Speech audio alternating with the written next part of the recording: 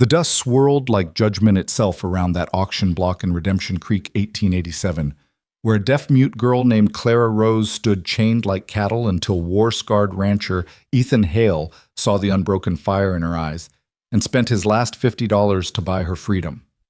Not knowing this single act would ignite a battle between superstition and salvation that would transform them both forever. Stay with me until the very end of this incredible journey and drop a comment letting me know what city you're watching from. I love seeing how far these stories travel across the world. The sun beat down mercilessly on Redemption Creek's dusty Main Street, casting long shadows that seemed to crawl across the weathered wooden planks like dark omens. It was the kind of heat that made sensible folks seek shade, but today was auction day and the whole town had turned out despite the sweltering temperature. The air hung thick with the smell of horse sweat, tobacco juice, and something else. Something that made Ethan Hale's stomach turn as he approached the makeshift platform that had been erected in the town square. Ethan had come to buy a horse. His mare had thrown a shoe and gone lame 3 days prior, leaving him stranded at his ranch 5 miles outside of town. At 32, he'd seen enough of the world too much, perhaps during his years fighting in the war between the states.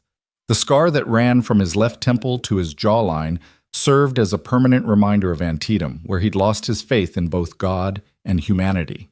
These days, he preferred the company of livestock to people. Animals didn't lie, didn't betray, and didn't send young men to die for causes they barely understood. But as he pushed through the crowd gathered around the auction block, his weathered hands still bearing the calluses of both war and ranch work, Ethan realized this wasn't a livestock auction at all. "What am I bid for this fine specimen?" hollered Jebediah Carson, the town's self-appointed auctioneer, his voice cutting through the murmur of the crowd like a rusty blade. "She's young, healthy, and strong as an ox, perfect for heavy work or other purposes." Ethan's blood ran cold as his eyes found the platform. There, standing in the center of the wooden stage, was a young woman. She couldn't have been more than 19, with auburn hair that caught the sunlight despite being matted with dust and neglect. Her dress, if the tattered brown fabric could still be called that, hung in shreds around her thin frame. Rope bound her wrists behind her back, and her feet were bare and bleeding from what looked like a long, hard journey. But it was her eyes that stopped Ethan dead in his tracks. Green as spring grass and blazing with a defiance that no amount of abuse had been able to extinguish, they swept over the crowd with a mixture of contempt and unbroken spirit. When her gaze met his for just a moment, Ethan felt something stir in his chest that he hadn't experienced since before the war. Something that might have been called hope if he'd been a man given to such foolish notions. $5, called out a voice from the crowd. Ethan turned to see Bartholomew Jenkins, the town drunk, waving a grimy hand in the air. "I'll give you $5 for her." The crowd erupted in laughter. "Jenkins, you ain't got 5 cents to your name, let alone $5. Someone shouted. $10, came another voice. This one belonging to Marcus Webb, who owned the general store and had a reputation for working his hired help until they dropped. "She looks sturdy enough." Ethan felt his jaw clench. He'd seen plenty of horrors during the war, but somehow this felt worse. At least soldiers chose their fate, even if they didn't always understand the consequences. This girl, for she was little more than that, had no choice at all. "Do I hear 15 to—" Carson continued, his beady eyes gleaming with greed. "Come now, gentlemen, look at those childbearing hips. She'd make fine breeding stock for the right man." That's when Ethan noticed something that made his stomach lurch. The girl wasn't responding to the auctioneer's words. Her eyes tracked the movement of the crowd, but when Carson spoke directly to her, even shouted at her, she showed no reaction whatsoever. "She's deaf as a post," Carson announced, apparently noticing Ethan's observation. "Mute too, from what I can tell. Can't speak a lick, but that might be a blessing depending on what you have in mind." More laughter rippled through the crowd. "Where did she come from?" Ethan found himself asking, his voice carrying further than he'd intended. Carson squinted down at him from the platform. "Found her wandering the desert 3 days ago, half dead from thirst. No identification, no family to speak of. Sheriff figured the best thing was to auction her off to someone who could put her to good use. Can't have vagrants cluttering up our fine town." Ethan's hands clenched into fists at his sides. Sheriff Morrison was nowhere to be seen, of course. The coward probably couldn't stomach watching his handiwork firsthand. $15, Webb called out again. And that's my final offer. Do I hear 20? Carson scanned the crowd hopefully. In the brief silence that followed, Ethan caught sight of movement from the platform. The girl had shifted slightly, turning her head toward a small group of children who had gathered near the front of the crowd. One of them, a little boy no more than 6 or 7, was tugging frantically on his mother's skirt and pointing at the girl. The woman Ethan recognized her as Martha Edison, the preacher's widow, yanked the child back harshly. "Don't point at her, Timothy," Martha hissed, her voice carrying across the square. "That creature is cursed by the devil himself. Look at those eyes green as sin. No decent Christian woman has eyes like that." The girl's gaze found the little boy, and something extraordinary happened. Despite her bound hands and desperate situation, she smiled. It wasn't a bitter or broken smile, but something genuine and warm, as if she were trying to comfort the child rather than seeking comfort for herself. She nodded at him gently and even began to hum a soft melodic sound that somehow carried over the noise of the crowd. The boy stopped tugging on his mother's dress and stared transfixed. Other children began to gather, drawn by the strange, beautiful sound. But their parents quickly pulled them away, muttering about witchcraft and devil's music. $20, the voice cut through the murmur like a whip crack. It took Ethan a moment to realize it was his own voice. The crowd turned to stare at him, and Carson's eyes lit up with greedy excitement. $20 from the gentleman in the back. Do I hear 25? Ethan barely heard him. He was watching the girl who had stopped humming and was now looking directly at him. There was something in her expression, surprise perhaps, but also a flicker of what might have been gratitude. Or maybe it was just his imagination. "Who is that man?" he heard someone whisper. "Ain't seen him in town for months." "That's Ethan Hale," came the reply. "Lives out at the old Brennan place. Keeps to himself mostly. Some say he ain't been right in the head since the war." Webb raised his hand. 25. 30, Ethan called out without hesitation, taking a step forward through the crowd. Now people were really staring. $30 was more money than most folks in Redemption Creek saw in 3 months. Ethan could feel the weight of their gazes, could hear the whispered speculation about his motives and his sanity. He ignored them all, keeping his eyes fixed on the girl. She was studying him now with obvious curiosity, her head tilted slightly to one side. When she caught him looking, she didn't look away as most people would. Instead, she seemed to be trying to read something in his face, to understand what had prompted this stranger to bid on her freedom. 35, Webb countered, his face flushed with anger and determination. 40, Ethan responded immediately. The crowd had fallen silent, now sensing that this had become more than just an auction. It had become a contest of wills, and everyone wanted to see how it would play out. Webb hesitated, clearly calculating whether his pride was worth more than the money. $40 was serious money enough to buy a good horse or a month's worth of supplies. Finally, he shook his head and stepped back into the crowd. $40, Carson announced triumphantly. Do I hear 45 going once, going twice? 50, Ethan said quietly, but his voice carried clearly in the sudden hush. Carson's eyes went wide. Even he seemed stunned by the amount. $50. Did I hear correctly? $50. Ethan nodded. Reaching into his jacket pocket for his leather pouch, he felt the weight of his remaining coins, exactly $50.37. Everything he had left in the world after buying supplies for the winter. Going once? Going twice? Sold to the gentleman for $50. The crowd erupted in chatter as Ethan made his way toward the platform. He could hear fragments of conversation following him. $50 for a deaf mute. He's lost his mind. What's he planning to do with her? Mark my words, no good will come of this. But Ethan paid them no attention. He climbed the steps to the platform where Carson was already untying the ropes from the girl's wrists. Up close, Ethan could see the full extent of her ordeal. Her arms were marked with rope burns and what looked like older scars. Her face, though beautiful beneath the dirt and exhaustion, bore the gaunt look of someone who hadn't eaten a proper meal in weeks. There you go, mister, Carson said, pocketing the coins Ethan handed him. She's all yours. Can't promise she'll be much use to you being afflicted as she is, but that's your concern now. The girl rubbed her wrists where the ropes had been looking up at Ethan with those remarkable green eyes. She opened her mouth as if to speak, but no sound came out. Instead, she made a series of quick hand gestures that Ethan didn't understand. "Don't waste your time trying to talk to her," Carson advised with a laugh. "She's simple as well as deaf, probably doesn't understand a word you're saying." But Ethan wasn't so sure. There was an intelligence in the girl's eyes that belied Carson's crude assessment. She was watching his face intently, and when he extended his hand to help her down from the platform, she studied it for a long moment before placing her own small, calloused hand in his. Her touch was warm, despite everything she'd been through, and Ethan felt that strange stirring in his chest again.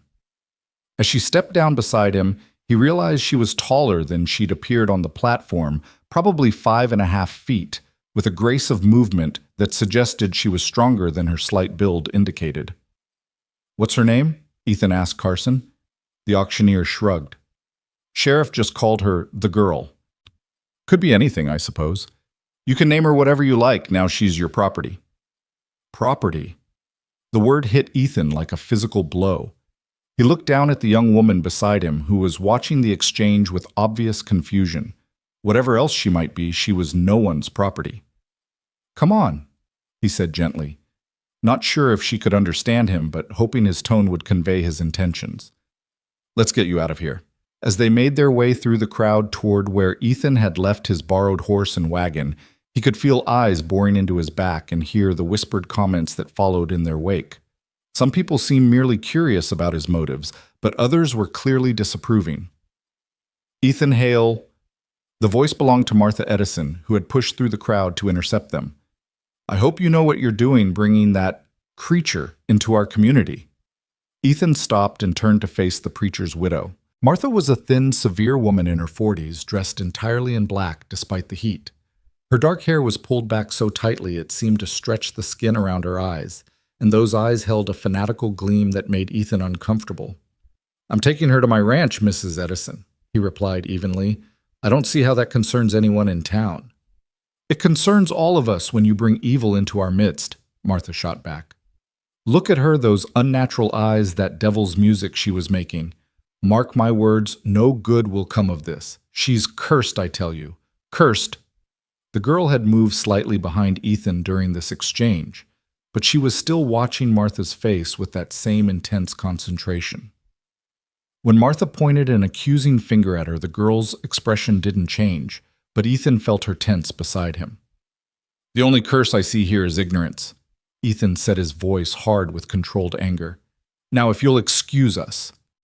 He placed a gentle hand on the girl's shoulder, guiding her toward his wagon.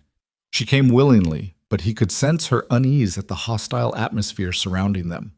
The wagon was an old buckboard that had seen better days, pulled by a brown gelding named Rusty that Ethan had borrowed from his neighbor Jim Patterson. As they approached, the girl suddenly stopped and made those quick hand gestures again, this time pointing toward the horse. Ethan watched in amazement as she approached Rusty slowly, her hands extended. The horse, which was normally skittish around strangers, stood perfectly still as she ran her hands along his neck and down his legs. She seemed to be examining him, checking for something. "What are you doing?" Ethan asked, though he didn't expect an answer. The girl looked up at him and pointed to the horse's right front hoof, then made a gesture that looked like she was picking something up and throwing it away. When Ethan knelt to examine the hoof, he found a sharp stone wedged between the shoe and the frog, something that would have caused the horse considerable pain if left untreated. "How did you—" Ethan began, but the girl was already moving to check the harness. She adjusted several straps that Ethan hadn't even noticed were sitting wrong, her movements quick and confident. "Well, I'll be damned," he muttered under his breath. Whatever else this girl might be, she clearly knew her way around horses. The ride back to the ranch was conducted mostly in silence. The girl Ethan found himself thinking of her as Clara Rose, the name Carson had mentioned, sat beside him on the wagon seat, her eyes constantly moving as she took in her surroundings. Occasionally she would point to something, a hawk circling overhead, a jackrabbit darting across the road, a patch of wildflowers growing beside a creek, and look at him as if asking for its name. Hawk, Ethan would say, or rabbit, or Indian paintbrush. She would nod and mouth the word silently, as if storing it away for future reference. It was during one of these exchanges that Ethan realized something important: she could read lips, at least to some extent. When he spoke directly to her and kept his words simple, she seemed to understand. This changed everything. She wasn't simple or stupid, as Carson had suggested.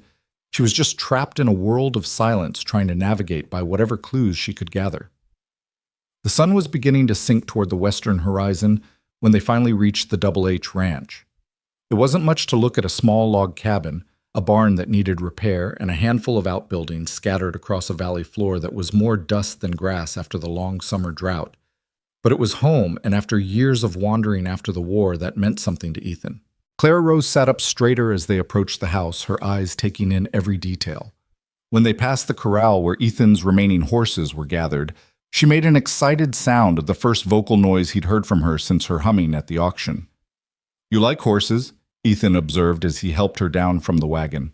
She nodded enthusiastically, then pointed to herself and made a series of gestures that he was beginning to recognize as her way of trying to communicate complex ideas.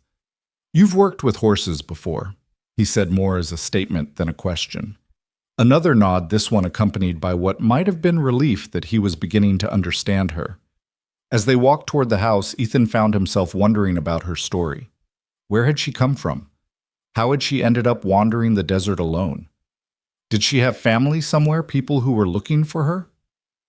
The questions multiplied in his mind, but he knew they would have to wait. Right now she needed food, rest, and safety.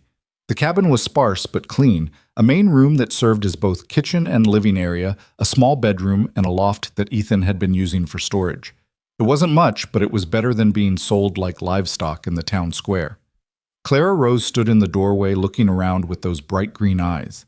She seemed to be cataloging everything from the stone fireplace to the simple wooden table where Ethan took his meals. When her gaze fell on the tin of coffee sitting on the counter, she made a questioning gesture.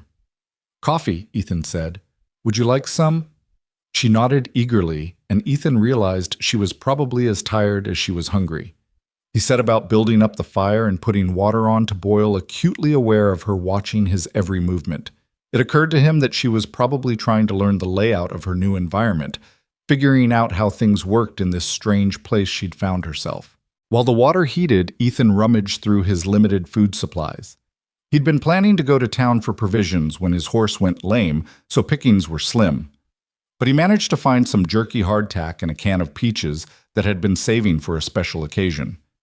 If rescuing a girl from slavery didn't qualify as special, he didn't know what would. Clara Rose accepted the food, gratefully eating with the careful restraint of someone who had known real hunger. She made the jerky, last chewing each piece thoroughly, and savored the peaches as if they were the finest delicacy. Watching her eat, Ethan felt a surge of anger at whoever had allowed her to reach such a state. As they shared their simple meal, Ethan found himself studying her more closely. Beneath the dirt and exhaustion, she was genuinely beautiful, with high cheekbones, a straight nose, and skin that would probably be creamy white once she'd had a chance to wash. Her hair, which had looked brown in the harsh sunlight of the auction, proved to be a rich auburn with golden highlights. But it was her eyes that continued to fascinate him. Not just their unusual color, but the intelligence and spirit that shone in them, despite everything she'd endured. After supper, Ethan showed her to the bedroom. "You can sleep here," he said, pointing to the bed and then to her. "I'll take the loft." She looked confused, making gestures that seemed to indicate she didn't understand why he was giving up his bed for her. "You're not my property," Ethan said carefully, making sure she could see his lips. "You're a guest. A friend, maybe. Friends help each other." Something in her expression shifted at his words. For just a moment, her carefully maintained composure cracked, and he saw a flash of raw emotion, gratitude, relief, and something that might have been hope. She pressed her hands to her chest and then extended them toward him in what was clearly a gesture of thanks. "You're welcome," Ethan replied softly. She started to turn toward the bedroom, then stopped and looked back at him. Opening her mouth, she made a sound, not quite a word, but something deliberate and meaningful. It took Ethan a moment to realize what she was trying to say. "Clara," he said. "Your name is Clara Rose." She nodded, then pointed to him with a questioning look. "Ethan," he said. Ethan Hale. She mouthed his name silently, her lips forming the syllables with careful precision. Then she smiled the first real smile he'd seen from her since the moment with the little boy at the auction. It transformed her entire face, making her look younger and somehow lighting up the dim cabin. That night, as Ethan lay in the loft listening to the desert wind whistle around the eaves, he found himself thinking about the day's events. What had he done? He'd spent his last $50 on a woman he didn't know, a woman who couldn't hear or speak, a woman who was probably carrying enough trauma to sink a battleship. By any reasonable measure, it was the act of a madman. But every time he closed his eyes, he saw those green eyes blazing with unbroken spirit on the auction platform. He saw her gentle smile for the frightened child. He saw the way she'd handled Rusty with a skill and intuition that spoke of years of experience. And he remembered the gratitude in her face when he told her she wasn't his property. Maybe he was crazy. Maybe Martha Edison was right, and he'd brought some kind of curse down on himself. But as he finally drifted off to sleep, Ethan found he didn't much care. For the first time since the war, he'd done something that felt genuinely right. Whatever came next, he could live with the consequences of that. In the room below, Clara Rose lay awake on the soft mattress, the first real bed she'd slept in for longer than she could remember. She stared up at the rough wooden ceiling, trying to process everything that had happened. This morning, she'd been a piece of property waiting to be sold to the highest bidder. Tonight, she was what free safe? She wasn't sure those concepts even had meaning in her world anymore. But the man Ethan had called her a friend, a guest. He'd given her his bed and asked for nothing in return. He'd looked at her and seen something other than damaged goods or a curiosity to be gawked at. When was the last time anyone had treated her with such simple human kindness? Clara Rose closed her eyes and let herself imagine just for a moment what it might be like to stay here. To wake up each morning without fear, to work with the horses she could sense grazing in the corral outside, to maybe even find a way to truly communicate with someone who seemed willing to listen. It was a dangerous dream, she knew.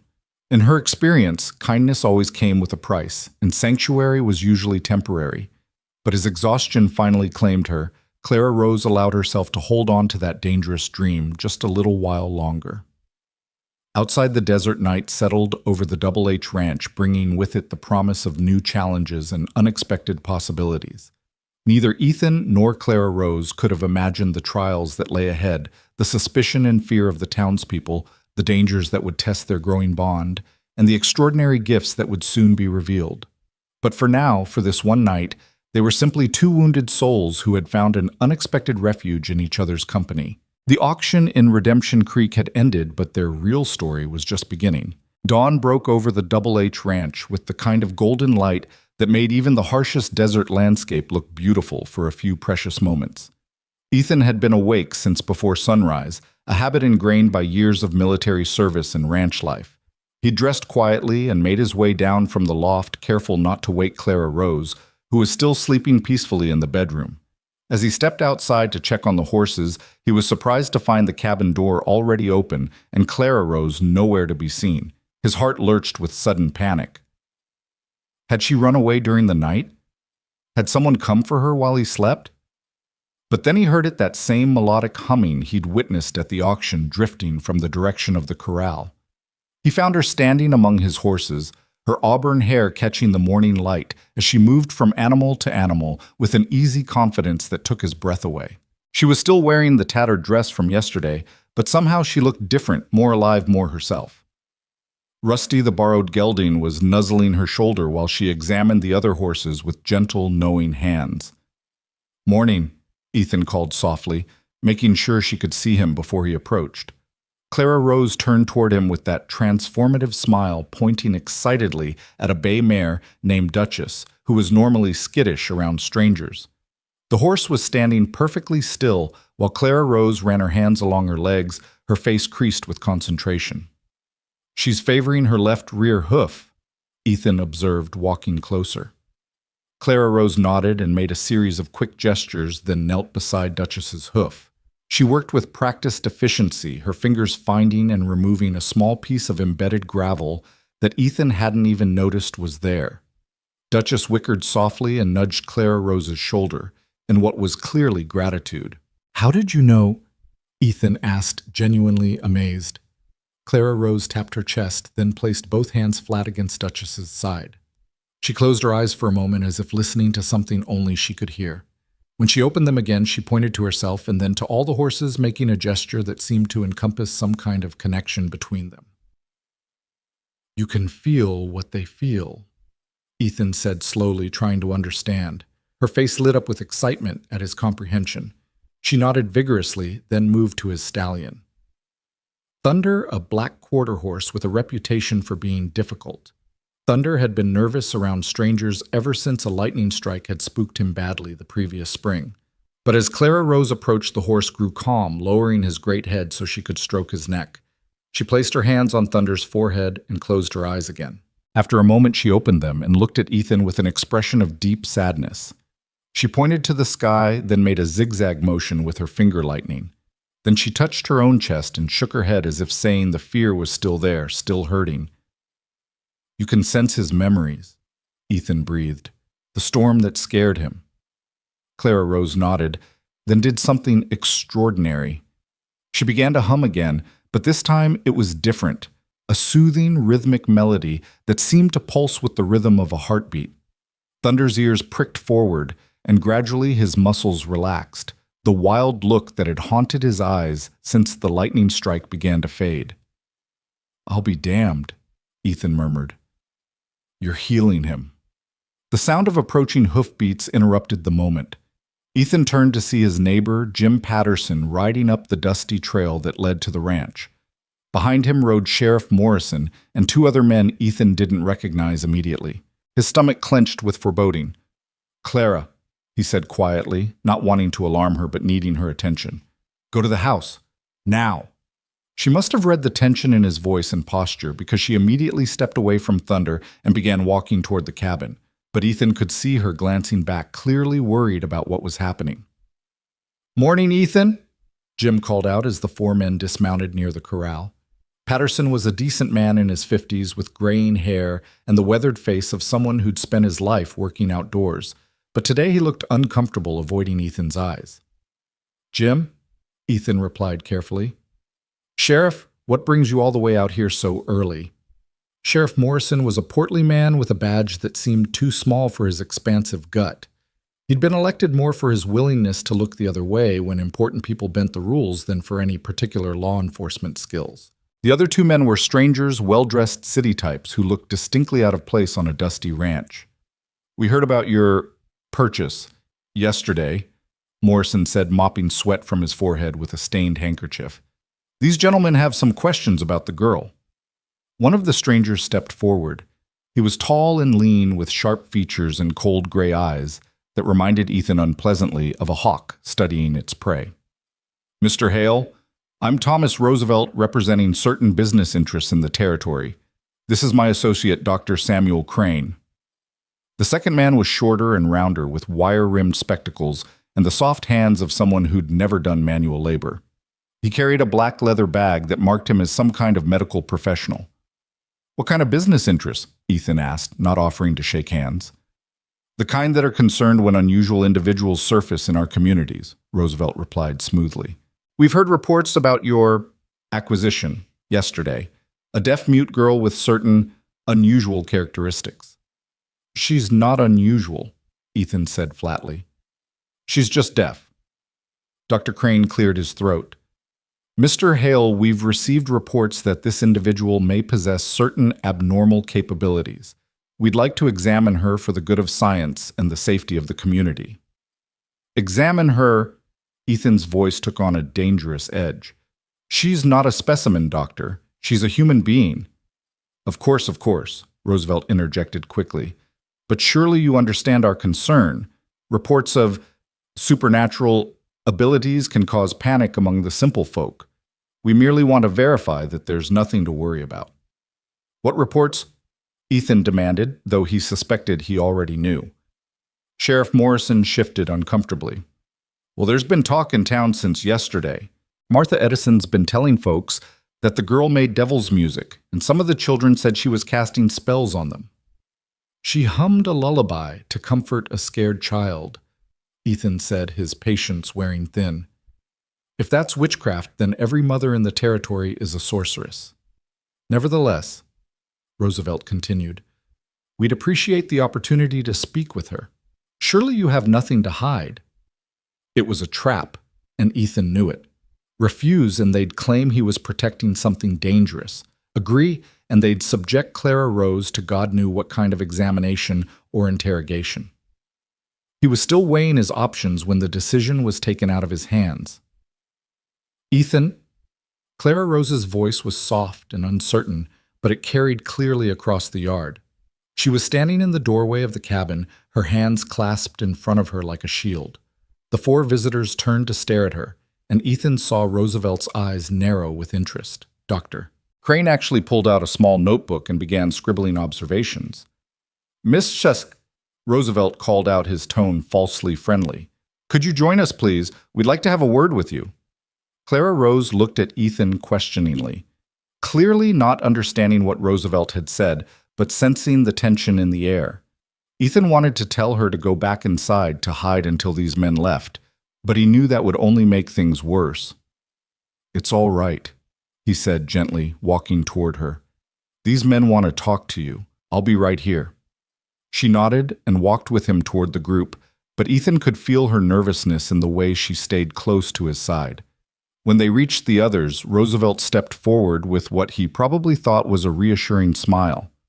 Good morning, my dear, he said, speaking slowly and loudly, as if volume could overcome deafness. I'm Thomas Roosevelt. Can you understand me? Clara Rose looked from Roosevelt to Ethan, her expression puzzled. She made a few hand gestures trying to communicate that she couldn't hear what was being said. She reads lips, Ethan explained, but only if you speak directly to her and keep your words simple. Dr. Crane looked up from his notebook with obvious excitement. Fascinating, and the reports of her unusual abilities with animals. She's good with horses, Ethan said defensively. Lots of people are. We heard she can sense their thoughts, Sheriff Morrison added unhelpfully, maybe even control them with her mind.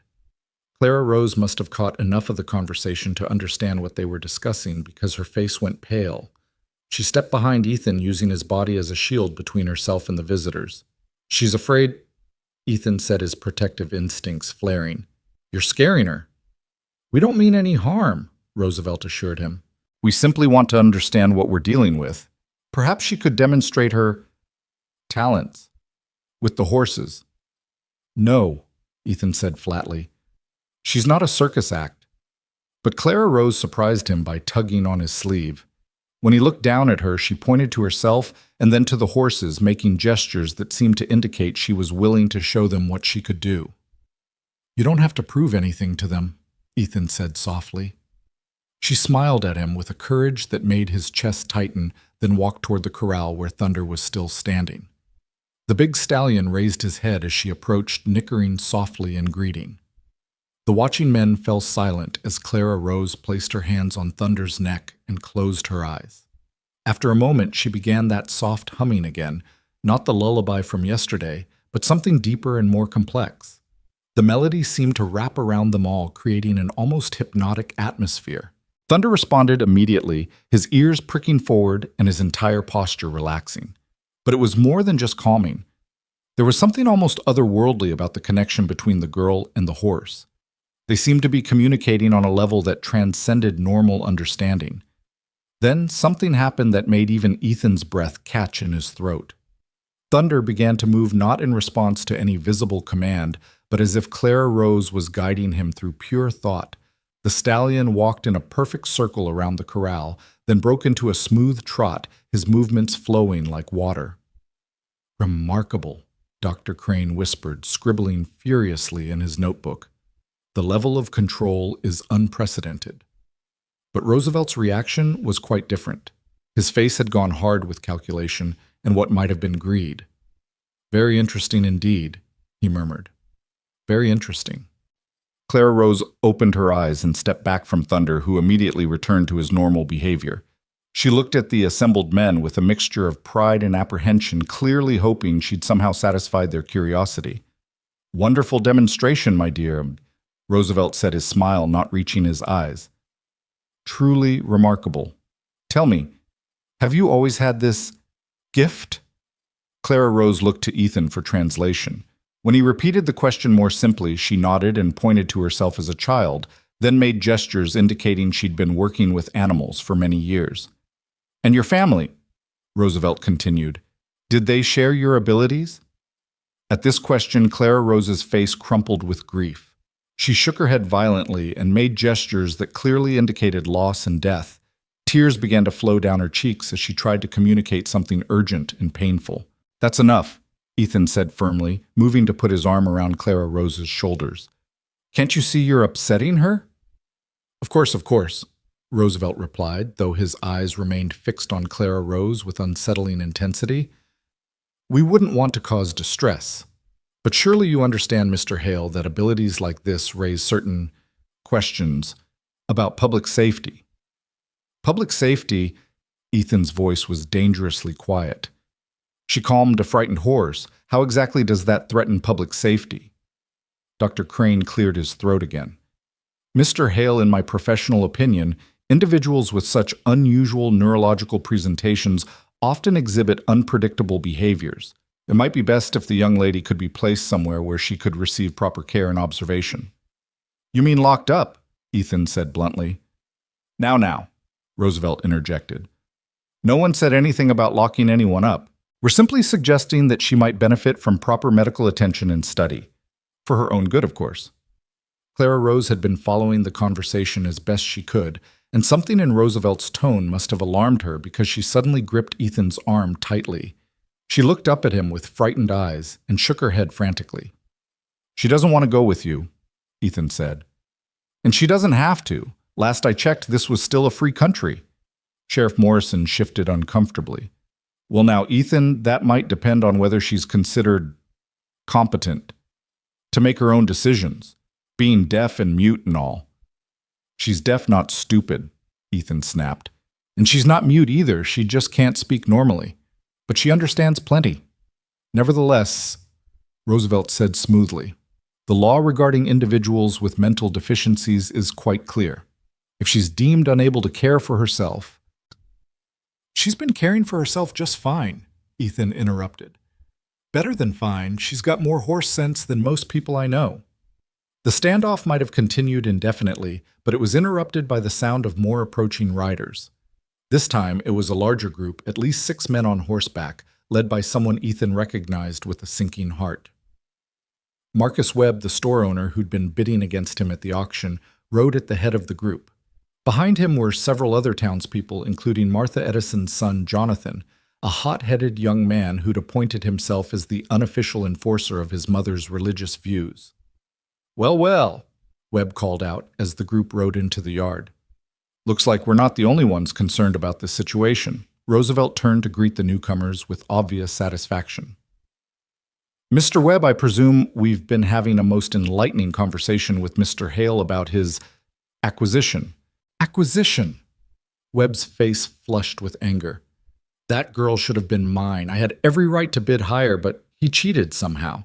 Nobody spends $50 on a broken-down deaf mute unless they know something the rest of us don't. Mr. Webb raises an interesting point, Roosevelt mused. Perhaps you could enlighten us, Mr. Hale, about why you felt compelled to pay such an extraordinary sum.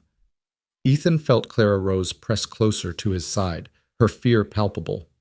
The situation was spiraling out of control, and he knew that anything he said would only make things worse. But he had to try. I paid what I thought she was worth, he said simply. As a human being. Jonathan Edison laughed harshly. Human being. Did you see what she just did with that horse? That's not natural Hale.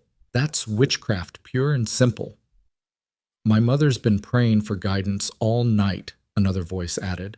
It was Timothy Martha Edison's youngest son, barely 18 and full of his family's righteous fury. The Lord revealed to her in a vision that this creature is an instrument of Satan sent to corrupt our community. Dr. Crane looked up from his notebook with academic interest. Fascinating. Religious hysteria often accompanies encounters with unexplained phenomena. It's quite predictable, really.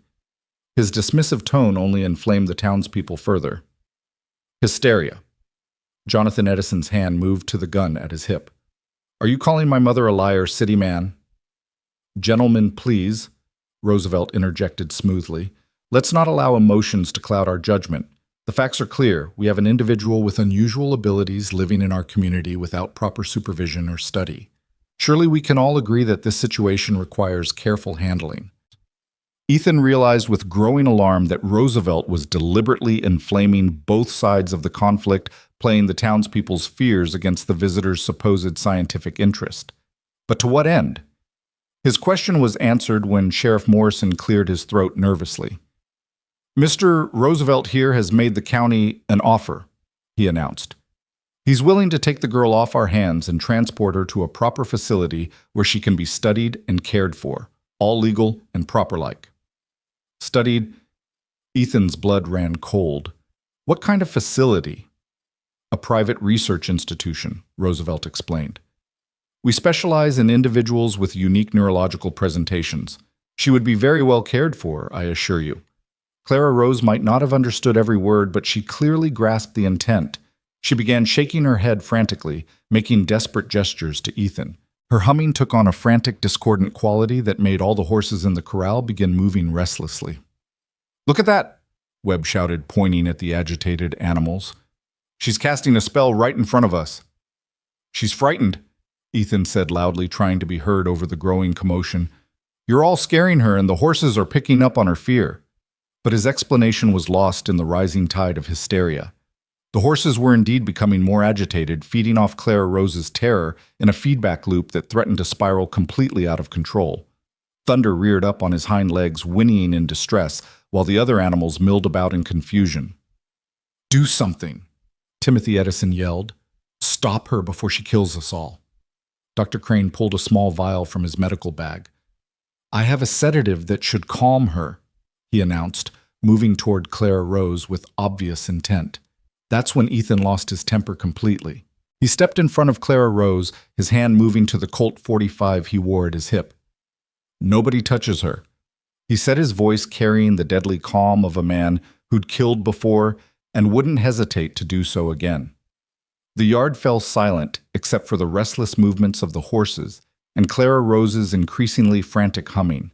Every man present suddenly remembered that Ethan Hale was a war veteran who'd survived some of the bloodiest battles of the conflict. The scar on his face seemed to stand out more prominently in the tense atmosphere. Now, Ethan, Sheriff Morrison said carefully, there's no need for violence. We're all reasonable men here. Are we? Ethan asked, his eyes never leaving Roosevelt's face. Because it seems to me like you're all planning to kidnap a young woman against her will. Roosevelt's mask of civility finally slipped, revealing the calculating predator beneath. Mr. Hale, you're hardly in a position to dictate terms.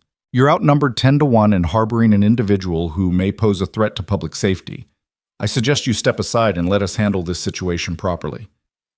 The only threat I see here is you, Ethan replied. Clara stays with me. Clara. Roosevelt's eyebrows rose. So you've named your pet. The casual cruelty of the comment hit Ethan like a physical blow. But it was Clara Rose's reaction that truly broke his heart. She understood enough to know she was being discussed like an animal, and the humiliation and pain in her face was almost unbearable to witness. But then something changed in her expression. The fear and hurt were replaced by a growing anger that seemed to transform her from victim to something far more formidable. Her humming stopped abruptly, and in the sudden silence, every horse in the corral turned to look at her with what could only be described as attention. "A boss," one of Webb's men said nervously. "Maybe we should—" He never finished the sentence. Clara Rose raised her hand, and Thunder launched himself over the corral fence in a magnificent leap that carried him directly toward the group of mounted men. He wasn't attacking. His intent seemed to be to position himself between Clara Rose and anyone who might threaten her, but the effect was electric. The visiting horses reared and plunged their riders, fighting to maintain control. Webb's mount actually threw him, sending the store owner sprawling in the dust. Within seconds, the organized confrontation had devolved into chaos as men scrambled to avoid being trampled by their own animals. Only Jim Patterson managed to maintain control of his horse, and Ethan noticed that the older man was actually grinning as he watched the city folks struggle with their mounts. "Enough!" Roosevelt shouted, drawing a small pistol from his coat. "Stop this now or I'll put a bullet in her." The threat had an immediate effect. Clara Rose's concentration broke, and the horses suddenly returned to normal behavior, leaving their riders to sort themselves out as best they could. But the damage was done. Any pretense of civilized negotiation had been abandoned. Ethan's Colt was in his hand before Roosevelt's gun was fully clear of his coat. "I wouldn't," he said quietly. For a moment, the two men faced each other across the dusty yard, weapons drawn and fingers on triggers. The tension was so thick it seemed to have physical weight pressing down on everyone present. It was Sheriff Morrison who broke the stalemate. "Put the guns away, both of you," he said with more authority than Ethan had ever heard from him. "This has gone far enough." Slowly, reluctantly, both men lowered their weapons, but the hostility between them remained palpable. "This isn't over, Hale," Roosevelt said as he holstered his pistol. "One way or another, that girl will come with us. If not today, then soon." "We'll see about that," Ethan replied. Roosevelt remounted his horse with as much dignity as he could muster. "Come, Doctor. We have other matters to attend to." As the two strangers rode away, followed by the still grumbling townspeople, Jim Patterson lingered behind. When the others were out of earshot, he rode closer to where Ethan and Clara Rose were standing. "That was quite a show, he said admiringly. "Haven't seen anything like it since my grandfather told stories about the old Apache horse whisperers." "Jim?" Ethan began, but the older man held up a hand. "I don't need explanations, son. What I saw was a frightened girl protecting herself the only way she knew how. And what I heard was a bunch of men planning to do something that ain't right no matter how they dress it up in fancy words." He looked directly at Clara Rose, who was watching him with wary attention. "Miss," he said slowly and clearly, "if these folks give you any more trouble, you send word to Jim Patterson. I may be getting old, but I can still shoot straight when I need to." Clara Rose's face brightened with gratitude, and she pressed her hands to her heart in a gesture of thanks. "You'd better watch yourself, Jim," Sheriff Morrison warned as he prepared to leave.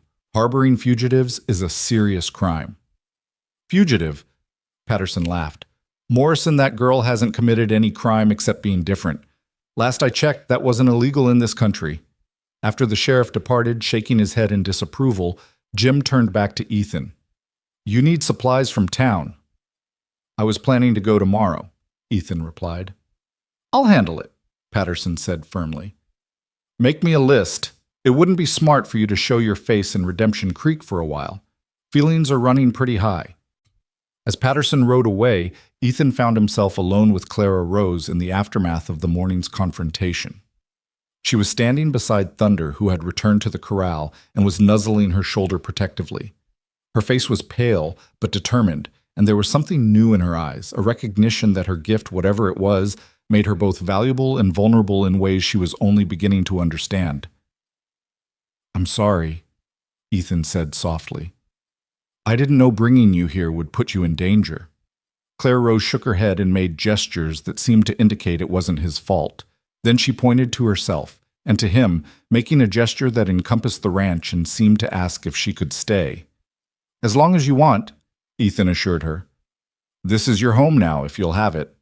The smile that crossed her face was worth all the trouble that was surely coming their way. But as they walked back toward the house together, Ethan couldn't shake the feeling that Roosevelt's visit was just the beginning of their problems. Men like that didn't give up easily, especially when they sensed profit or power to be gained. And somewhere in the back of his mind, a darker thought was taking shape. If Clara Rose's abilities were real, and after what he'd witnessed, he couldn't doubt it, then she represented something far more significant than even he had realized. The question was whether they could protect her long enough for her to learn to protect herself. The storm clouds gathering on the horizon seemed to echo his concerns, promising that the trials ahead would test them both in ways they couldn't yet imagine. 3 weeks passed in deceptive peace after Roosevelt's visit, but Ethan could feel the tension building like pressure before a thunderstorm. Clara Rose had settled into ranch life with remarkable ease, her gift with animals proving invaluable as she helped nurse a sick colt back to health and gentled 2 wild Mustangs that had been giving Ethan trouble for months. She'd also begun communicating more effectively, developing a complex system of gestures and expressions that allowed them to have increasingly sophisticated conversations. It was during one of these quiet mornings, as Clara Rose worked with the Mustangs in the corral, that Ethan first noticed the dust cloud on the horizon. At first, he thought it might be Jim Patterson returning from another supply run to town, but as the cloud grew larger, he realized it was too big for one rider. His stomach clenched with familiar dread as he counted at least a dozen horses approaching at a steady pace. "Clara," he called, making sure she could see him. When she looked up from the Mustang she was gentling, he pointed toward the approaching riders and made a gesture they'd developed to mean danger. Her face went pale, but she didn't panic. Instead, she quickly led the Mustang back into the corral and latched the gate, her movements efficient and purposeful. In the weeks since Roosevelt's visit, they'd both known this moment would come. The only question was what form the next confrontation would take. As the riders drew closer, Ethan could make out familiar figures among them. Sheriff Morrison was there, looking more uncomfortable than ever. Thomas Roosevelt rode beside him, his face set in grim determination. But it was the third man who made Ethan's blood run cold. Judge Samuel Hartwell, the territorial magistrate, whose reputation for harsh justice was matched only by his willingness to bend the law for the right price. Behind them rode a collection of townspeople and strangers, some carrying rifles, and all wearing expressions that boded ill for anyone who got in their way. Ethan noticed Martha Edison among them, her face twisted with righteous fury, and her son Jonathan, whose hand rested conspicuously on his gun butt. "Ethan Hale!" Judge Hartwell's voice boomed across the yard as the group came to a halt near the house. "By order of the territorial court, you are commanded to surrender the individual known as Clara Rose for examination and potential commitment to a state institution." Ethan stepped out of the house, Clara Rose close behind him. She was trying to stay calm, but he could see the fear in her eyes and feel the tension radiating from her like heat from a forge. "On what grounds, Judge?" Ethan asked, his voice steady despite the anger building in his chest. Hartwell unfolded an official-looking document with theatrical flourish. "Petition for involuntary commitment of a mentally deficient individual deemed a danger to public safety. Signed by 12 prominent citizens of Redemption Creek and certified by Dr. Samuel Crane as medically necessary." "She's not mentally deficient," Ethan said flatly, "and she's not a danger to anyone." Roosevelt urged his horse forward, a satisfied smile playing around his lips. "Mr. Hale, we have numerous witness statements attesting to supernatural occurrences in connection with this individual. Horses moving without apparent command, animals becoming agitated in her presence, and reports of her attempting to bewitch local children with unholy music." "Those are lies, and you know it," Ethan shot back. "Are they?" Martha Edison's voice cut through the morning air like a rusty blade.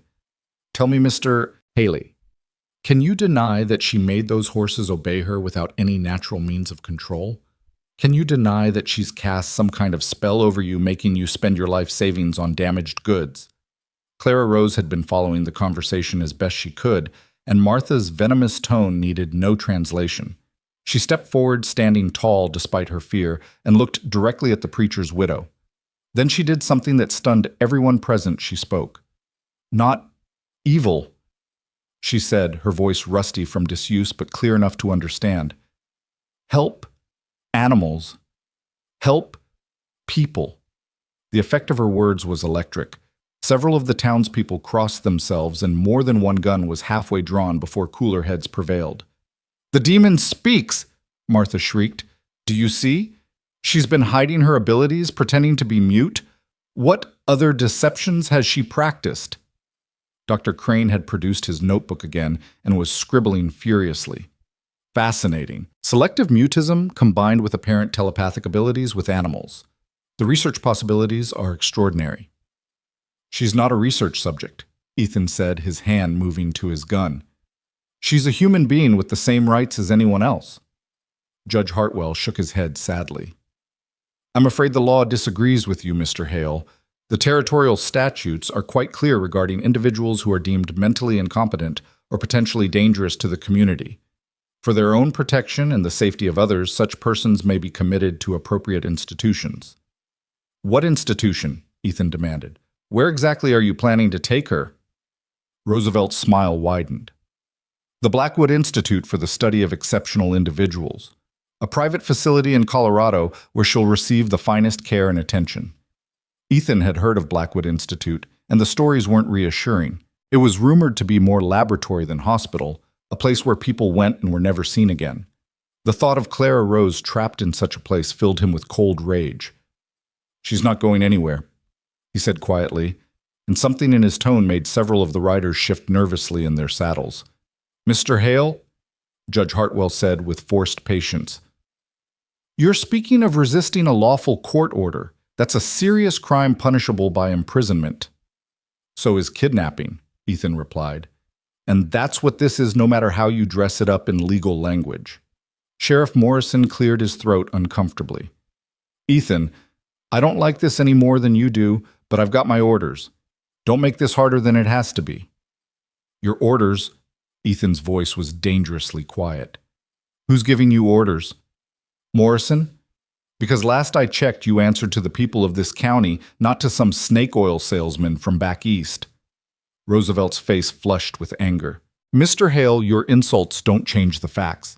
This individual represents a clear and present danger to the community. Her unnatural abilities could easily be turned to harmful purposes. The only thing I've seen her do is heal frightened animals and try to protect herself from a mob," Ethan shot back. It was then that Clara Rose surprised them all again. She walked forward until she was standing directly in front of Judge Hartwell's horse, her chin raised defiantly despite the tears streaming down her face. "Please," she said, her voice stronger now. "Not hurt anyone. Only help." She placed her hands on the judge's horse, a nervous bay gelding that had been dancing and prancing throughout the confrontation. Immediately, the animal calmed, lowering his head and relaxing his posture. Clara Rose closed her eyes and began that soft humming that had become so familiar to Ethan over the past weeks. "What is she doing, Doctor?" Crane asked breathlessly, his pen moving frantically across his notebook. "She's showing you what her gift really is," Ethan said, though he wasn't entirely sure himself what was happening. Clara Rose's humming grew stronger, and suddenly every horse in the group began to respond. They stopped their restless movements, their ears pricking forward as if listening to something only they could hear. Even the most nervous animals grew calm and still. But there was more to it than simple animal training. As Clara Rose continued her strange song, Ethan could swear he felt something himself, a sense of peace and harmony that seemed to emanate from her like warmth from a fire. It was as if she were somehow connecting all the living beings present, creating a moment of perfect understanding. The effect on the assembled crowd was profound. Several of the townspeople lowered their weapons, their faces soft with wonder. Even Martha Edison seemed shaken, her righteous fury replaced by confusion and something that might have been awe. Judge Hartwell was staring down at Clara Rose with an expression of amazement. What is this feeling?" he asked, his authoritative voice reduced to a whisper. "Peace," Clara Rose said simply, opening her eyes to look up at him. "Understanding, love." For a moment it seemed as if the entire confrontation might dissolve in this unexpected moment of harmony, but then Roosevelt's voice cut through the spell like a knife. "Enough!" he shouted, drawing his pistol. "This proves exactly what I've been saying. She's using some kind of mind control on all of you. Can't you see she's manipulating your thoughts?" The harsh words shattered the peaceful moment like glass. The horses immediately returned to their previous restless state, and the men began reaching for their weapons again. Clara Rose stumbled backward, the effort of maintaining her gift having clearly exhausted her. "You're wrong," Judge Hartwell said, but his voice lacked its previous conviction. "What I felt, that wasn't manipulation. That was something pure." "You're being deceived by witchcraft." Martha Edison had recovered her composure and her fury. "The devil's greatest trick is making evil appear as good. She's corrupted your mind just as she corrupted that poor horse." Roosevelt seized on her words. "Exactly. This is why she must be contained and studied. Her abilities are too dangerous to remain uncontrolled." Ethan saw the moment when Judge Hartwell's wonder turned back to fear and suspicion. The older man's face hardened as he convinced himself that what he'd experienced was somehow false or dangerous. "Mr. Hale," the judge said formally, "I'm ordering you to step aside. The girl will come with us by force if necessary. No. Ethan's voice was flat and final. I won't let you take her. Then you'll be arrested as well, Hartwell replied. Sheriff Morrison placed Mr. Hale under arrest for obstruction of justice and resisting a lawful court order. Morrison looked sick, but he began to dismount from his horse. I'm sorry, Ethan. I truly am. That's when the sound of approaching hoofbeats reached them from a different direction. Everyone turned to see a lone rider approaching at a full gallop, dust streaming behind him like a banner. As he drew closer, Ethan recognized Jim Patterson, but the older man's face was grim with urgency. Hold up there, Patterson shouted as he rode into the yard. Before anyone does anything, they'll regret. You'd better hear what I have to say. Roosevelt's face darkened with suspicion. Mr. Patterson, you're interfering with official business. Official business, Patterson laughed harshly as he dismounted. Is that what you call it? When a bunch of strangers ride into our territory and start kidnapping our people? He reached into his saddlebags and pulled out a thick sheaf of papers.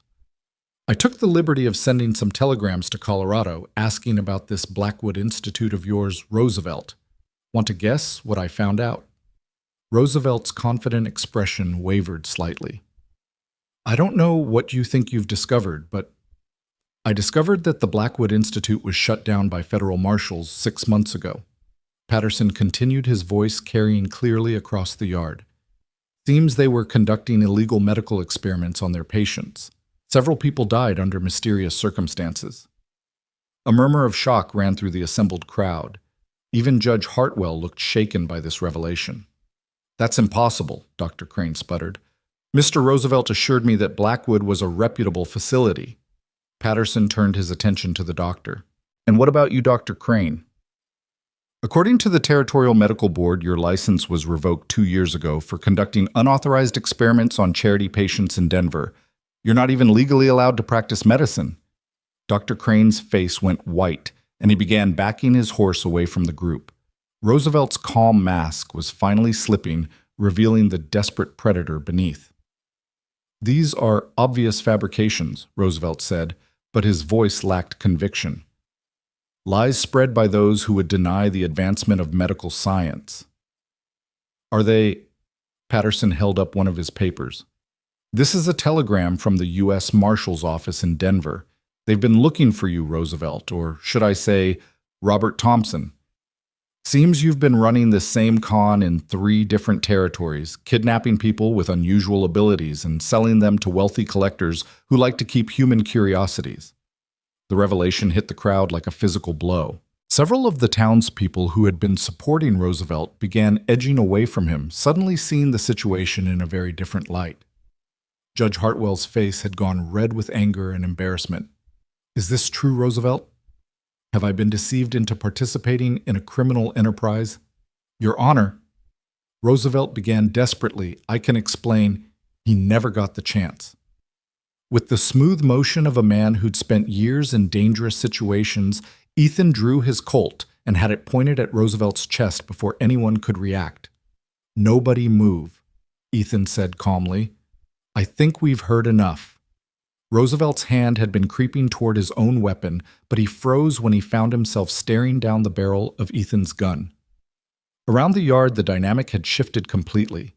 What had moments before been a confrontation between law and order on one side and rebellion on the other had become something far more complex.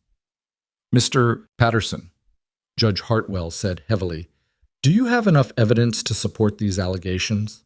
Patterson nodded grimly. More than enough, Your Honor. I've got testimonies from witnesses in 3 territories, medical records from illegal experiments, and financial documents showing Roosevelt's been selling his victims to private collectors for thousands of dollars each. Then, by the authority vested in me by the territorial government, Hartwell announced, I hereby order the arrest of Thomas Roosevelt, also known as Robert Thompson, on charges of kidnapping, fraud, and conspiracy to commit human trafficking. Roosevelt's face twisted with rage and desperation. You fools, do you have any idea what that creature is capable of? She's not human. She's something else entirely. Even if that were true, Judge Hartwell replied coldly, it wouldn't justify what you were planning to do to her.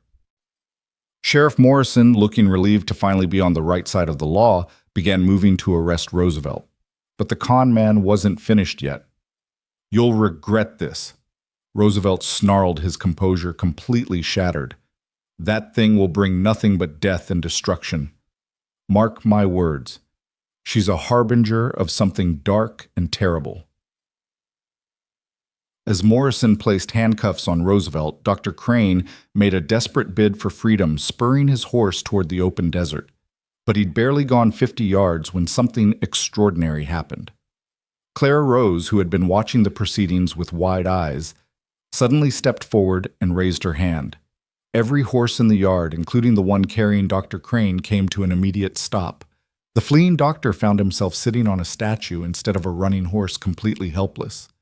"Bring him back," Judge Hartwell ordered, and to everyone's amazement, Clara Rose made a gentle gesture with her hand. "Doctor." Crane's horse turned around and walked calmly back to the group, its rider too stunned to resist.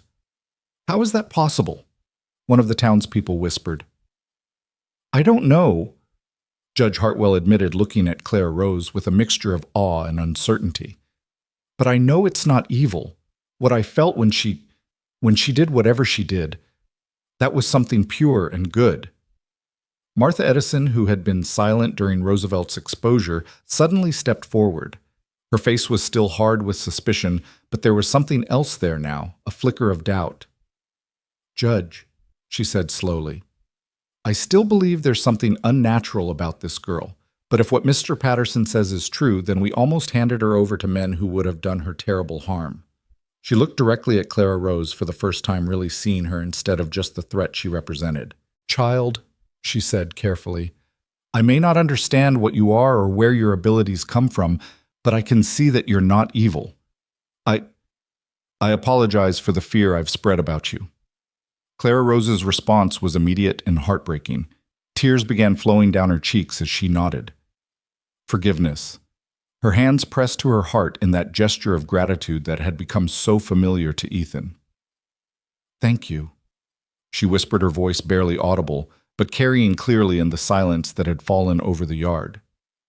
As Roosevelt and Dr. Crane were led away in custody, the remaining townspeople began to disperse, their conversations subdued but no longer hostile.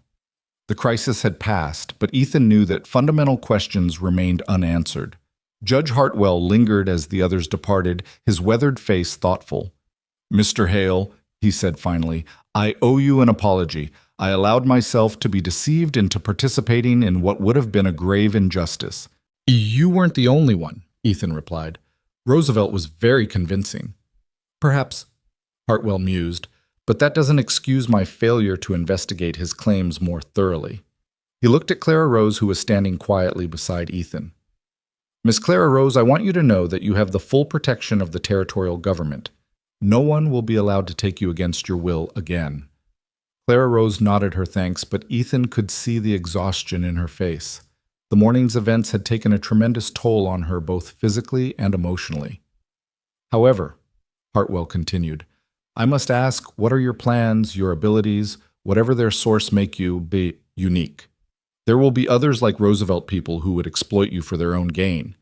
It was a question Ethan had been wrestling with himself. Clara Rose's gift was remarkable, but it also made her a target. How could they protect her from those who would use her abilities for profit or power?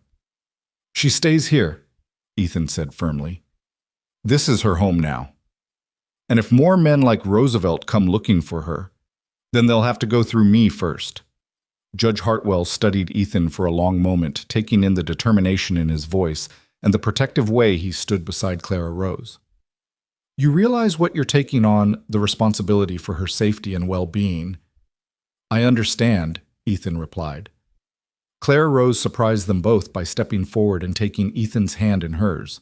She looked up at Judge Hartwell and spoke with clear determination. "He protects me," she said carefully. "I protect him. We together." The simple words carried a weight of meaning that went far beyond their surface content.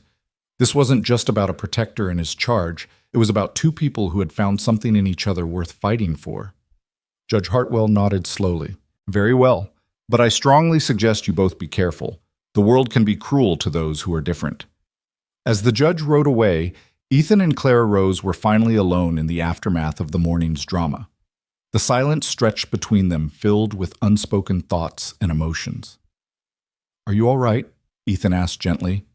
Clara Rose nodded, but he could see the tremor in her hands and the exhaustion in her eyes. Using her gift so extensively had clearly drained her. "That was incredible what you did with the horses," he continued. "I've never seen anything like it." She looked up at him with an expression that was both grateful and worried. "Dangerous?" she asked, her voice uncertain. "Not dangerous," Ethan assured her. "Amazing, but I understand why it scares people. They don't know what to make of something they can't explain." Clara Rose was quiet for a moment, then made a series of gestures that he'd learned meant she was trying to communicate something complex. Finally, she spoke again, choosing her words carefully.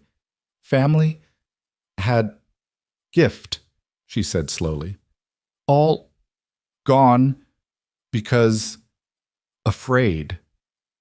The revelation hit Ethan like a physical blow. Your family was killed because of their abilities. Tears began flowing down her cheeks as she nodded.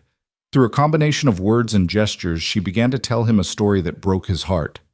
Her family had been horse traders traveling from town to town across the frontier. All of them had possessed some degree of her gift with animals, though hers was the strongest. They'd tried to keep their abilities secret, but eventually their reputation had spread. A group of men not unlike Roosevelt's gang had come for them one night. They'd claimed the family were witches and devil worshippers, spreading corruption wherever they went. Clara Rose had been out tending to the horses when the attack came. She'd hidden in the darkness, listening to her family's screams as their wagons burned. "I ran," she finished, her voice breaking, "alone for long time. Desert almost killed me." Ethan felt a rage building in his chest, unlike anything he'd experienced since the war. The thought of Clara Rose as a child watching her family murdered because of ignorance and fear made him want to hunt down every man responsible and make them pay. But more than that, he felt a profound sadness for all she'd lost. No wonder she'd been so terrified when Roosevelt tried to take her away. She'd already lived through the nightmare of having her life destroyed by those who couldn't understand what she was.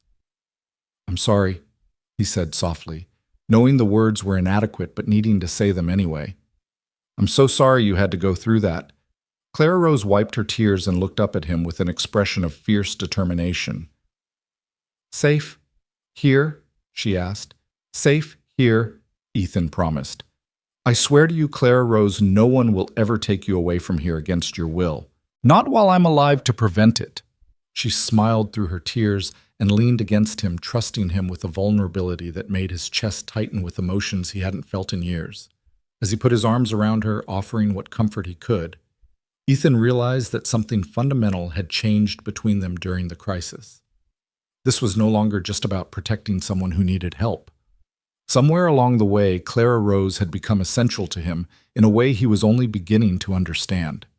The thought of losing her to Roosevelt's schemes had terrified him, not just because it would have been unjust, but because it would have meant losing something precious and irreplaceable. As they stood together in the afternoon sunlight, surrounded by the horses that had played such a crucial role in her rescue, Ethan found himself making a silent promise. Whatever the future held, whatever challenges they would face, he would stand by Clara Rose's side. She had shown him that miracles were possible, that there was still beauty and wonder in a world he'd thought was empty of both. And perhaps, just perhaps, she might help him find a way to heal the wounds that war and loss had left on his own soul. The road ahead would not be easy, but for the first time in years, Ethan Hale felt something that might have been hope stirring in his heart. The crisis had passed, but their real journey together was just beginning. The days following Roosevelt's arrest brought an unexpected peace to the Double H Ranch, but Ethan could sense that Clara Rose was struggling with something deeper than the trauma of the recent confrontation. She'd grown quieter, more withdrawn, spending long hours in the corral with the horses, but speaking less and less as the weeks passed. Her gift seemed to be growing stronger. He'd watched her calm a rattlesnake that had wandered into the yard, and just yesterday she'd somehow convinced a hawk with a broken wing to let her treat its injury, but each use of her abilities left her more exhausted than before. It was during one of these quiet evenings as they sat on the porch watching the sunset paint the desert in shades of gold and crimson that Clara Rose finally spoke about what was troubling her. "Ethan," she said softly, her voice still carrying that careful deliberation she used when choosing her words. "Something coming." He turned to look at her, noting the tension in her shoulders and the distant look in her green eyes. "What do you mean?" She struggled for a moment, making those familiar gestures as she searched for the right words. "Animals? Afraid? Earth? Feels wrong." Before Ethan could ask what she meant, Thunder's urgent whinny cut through the evening air. The stallion was standing at the far edge of the corral, his head raised and ears pricked forward as he stared toward the eastern horizon. One by one, the other horses joined him, all facing the same direction with an alertness that made Ethan's skin crawl. "What do they see?" he asked, squinting into the distance. Clara Rose stood up slowly, her face pale with concentration. She walked to the edge of the porch and placed her hands flat against one of the wooden posts, closing her eyes, as if listening to something only she could hear. When she opened her eyes again, they were wide with fear. "Storm," she whispered. "Big storm, but not rain." As if summoned by her words, a gust of wind swept across the ranch, carrying with it the acrid smell of smoke and something else. Something that made the horses begin moving restlessly in their corral. In the distance, Ethan could see a dark line forming along the horizon, but it wasn't the familiar gray-black of rain clouds. This was different, more ominous, tinged with an orange glow that spoke of fire. Sandstorm. Ethan breathed understanding flooding through him. He'd heard stories of the great desert storms that could bury entire settlements, but he'd never experienced one himself. "How long do we have?" Clara Rose tilted her head, still listening to whatever signals the earth was sending her. "Not long, maybe 1 hour. An hour to prepare for a storm that could last for days." Ethan's mind raced through everything that needed to be done, securing the animals, boarding up the windows, gathering supplies of food and water. But even as he began making mental lists, he realized that preparation might not be enough. The Double H Ranch sat in an exposed valley with little natural protection from the kind of storm he could see building on the horizon. "We need shelter," he said more to himself than to Clara Rose. "Somewhere the storm can't reach us." Clara Rose surprised him by taking his hand and leading him down from the porch toward the horses. Thunder was still standing at the edge of the corral, but now he was looking directly at Clara Rose with what could only be described as intelligence. "He knows something," she said, releasing Ethan's hand to approach the stallion. "He's trying to tell us something." She placed her hands on Thunder's neck and closed her eyes, entering that strange communion that never failed to amaze Ethan. After a moment, her eyes snapped open with excitement. "Canyon?" she said urgently. "Hidden canyon. Thunder knows. Safe place." Ethan looked toward the approaching storm, now close enough that he could see individual dust devils dancing along its leading edge.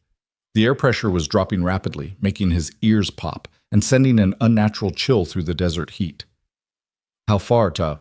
he asked. Clara Rose communicated silently with Thunder for another moment, then held up her hands to indicate distance. "Maybe 2 miles, but hidden. Hard to find." 2 miles through increasingly dangerous terrain with a massive sandstorm bearing down on them. It was a desperate gamble, but staying at the ranch would be suicide.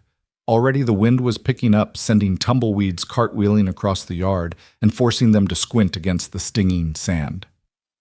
"Get the essential supplies," Ethan ordered, his military training taking over. "Water, food for 3 days, blankets, medical kit. Nothing else." Clara Rose nodded and ran toward the house while Ethan began saddling Thunder and 2 other horses with frantic efficiency. The animals were nervous but seemed to understand the urgency of the situation. When Clara Rose returned with their supplies packed into saddlebags, he helped her mount Duchess while he swung up onto Thunder. "Lead the way," he told the stallion, trusting Clara Rose's connection with the animal more than his own sense of direction. Thunder didn't hesitate. The horse set off at a steady trot toward what looked like empty desert, but Ethan noticed that the other animals followed without question. Whatever Thunder knew, they trusted it completely. The storm was moving faster than Ethan had anticipated. What had started as a distant line on the horizon was now a towering wall of dust and debris that blotted out half the sky.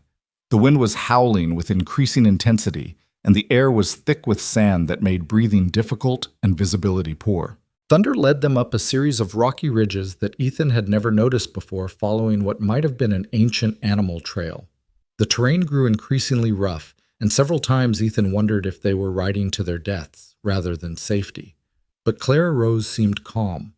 Her eyes closed as she maintained her connection with Thunder, trusting the horse to guide them to salvation.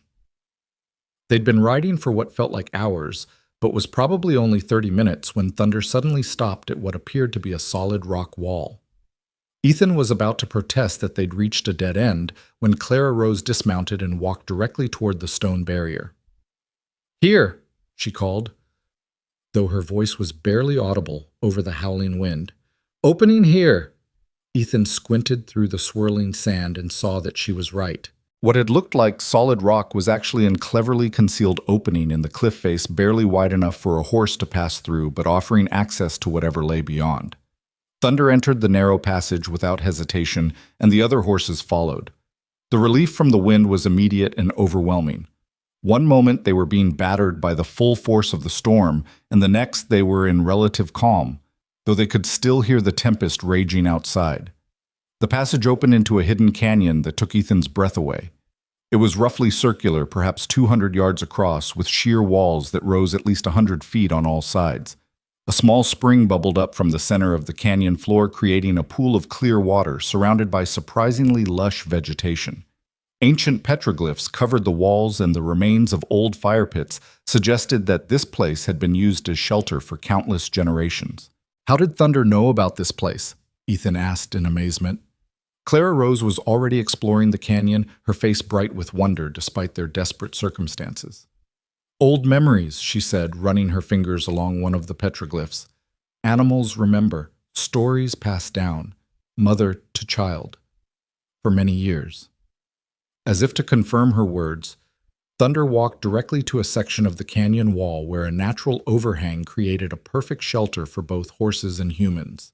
The ground beneath the overhang was dry and level, clearly worn smooth by centuries of use. They worked quickly to establish their camp, unsaddling the horses and arranging their meager supplies. Outside the canyon, the storm had arrived in full force. They could hear the wind screaming overhead and see dust and debris swirling past the narrow entrance. But inside their hidden sanctuary, the air was calm and clean. As darkness fell and the storm continued to rage, Ethan built a small fire using deadwood from the sparse trees that grew near the spring. Clara Rose sat beside him, staring into the flames with an expression he couldn't quite read. "You saved us," he said softly. "If you hadn't listened to Thunder—" She shook her head. "Thunder saved us. I just listened." They sat in comfortable silence for a while, both lost in their own thoughts. The firelight played across the ancient petroglyphs, bringing the primitive drawings to life with dancing shadows. Ethan found himself wondering about the people who had first discovered this place, how many storms they had weathered within these protective walls. "Ethan," Clara Rose said suddenly, her voice quiet but urgent, "need to tell you something." He turned to face her, fully noting the serious expression on her face. "What is it?" She took a deep breath, clearly steeling herself for something difficult. "Gift is growing stronger, harder to control." As if to illustrate her point, one of the horses nickered softly from across the canyon, though Clara Rose hadn't made any apparent attempt to communicate with it. "Today with Hawk," she continued, "felt its pain like my own pain, and horses sometimes hear my thoughts when I don't mean to share them." Ethan considered this revelation carefully. He'd noticed that her abilities seemed to be expanding, but he hadn't realized the toll it was taking on her. "Is it hurting you?" he asked. Clara Rose nodded reluctantly. Like dam breaking. Water getting stronger, harder to hold back." She held up her hands, which Ethan now noticed were trembling slightly. "Sometimes feel everything, every animal for miles. their fear, their pain, their joy, all at once. The implications of what she was telling him sent a chill through Ethan that had nothing to do with the desert night. If her abilities continued to grow unchecked, she could be overwhelmed by the constant input from every living thing around her. "When did this start?" he asked. "After that day, when bad men came." She wrapped her arms around herself, suddenly looking very young and vulnerable. "When I used gift to control all the horses at once, something changed." Ethan moved closer to her, offering what comfort he could. "We'll figure it out," he promised. "There has to be someone who can help you learn to control it." Clara Rose looked up at him with eyes that held both hope and despair. What if I hurt someone? What if gift becomes too strong and I can't stop it?" Before Ethan could answer, a new sound reached them from outside the canyon, not the howling of wind or the whistle of sand through stone, but something else, something that made both of them freeze with sudden terror. Voices. Human voices barely audible over the storm, but definitely there. "Did you hear that?" Ethan whispered. Clara Rose nodded, her face pale with fear. She closed her eyes and extended her senses, trying to determine how many people were out there and what their intentions might be. "4 men," she whispered after a moment. "Maybe 5. They're looking for something, for someone." Ethan's blood ran cold. Who would be traveling through a sandstorm this severe? Only someone with a very compelling reason to be out in such dangerous conditions. Someone hunting for something valuable enough to risk their lives. The voices grew closer, and Ethan could make out fragments of conversation carried on the chaotic wind. Tracks led this way. "Can't have gone far in this storm. Boss wants them alive if possible." Ethan drew his Colt and motioned for Clara Rose to move deeper into the shadows beneath the overhang. The horses had grown restless, sensing the approaching danger, but Clara Rose managed to calm them with a gentle touch and a whispered word. The voices were very close now, just outside the hidden entrance to the canyon. Ethan held his breath, praying that the storm would mask any signs of their presence. "There's something here," a rough voice called out. "Looks like a crack in the rocks." "Big enough for horses," another voice responded. "Maybe. Hard to tell in this wind." Ethan's heart was pounding so hard he was afraid the sound might give them away. They were trapped. There was no other way out of the canyon, and if these men found the entrance, there would be nowhere to run. That's when Clara Rose did something that took his breath away. She stood up and walked calmly toward the horses, placing her hands on Thunder's neck. The stallion immediately grew still, and his calm spread to the other animals like ripples on a pond. But it was more than just calming the horses. As Ethan watched in amazement, Clara Rose seemed to extend her influence beyond their hidden sanctuary. The storm itself began to shift and swirl around the canyon entrance, creating a wall of wind and sand that would make it nearly impossible for anyone to approach. The voices outside grew confused and frustrated. "Can't see anything in this mess." "Wind's too strong here. We need to find shelter. This whole area's cursed." "Let's get out of here." Gradually, the voices faded as the searchers moved away, driven back by the localized storm that Clara Rose had somehow created. Only when the last sound of their presence had disappeared did she release her concentration, staggering backward with exhaustion. Ethan caught her as she fell, pulling her close to steady her. She was shaking with fatigue and emotional strain, and he could feel the heat radiating from her skin as if she'd been running for miles. "How did you do that?" he asked in wonder. "Don't know," she whispered, her voice barely audible. "Felt the storm. Asked it to help us. It listened." She looked up at him with frightened eyes. "Getting stronger, Ethan. Much stronger, and I don't know how to stop it." He held her tighter, offering what protection he could against forces that neither of them fully understood. Outside the canyon, the natural sandstorm continued to rage, but Clara Rose had fallen into an exhausted sleep in his arms. As Ethan kept watch through the long night, listening to the wind howl overhead and feeling the weight of Clara Rose's trust in his protection, he found himself wondering what they would face when the storm finally passed. Who had been hunting them with such determination that they'd risk traveling through a sandstorm, and more importantly, How much longer could Clara Rose control abilities that seemed to be growing beyond her ability to handle? The ancient petroglyphs seemed to watch over them in the firelight, silent witnesses to countless other storms and dangers that had passed through this hidden sanctuary.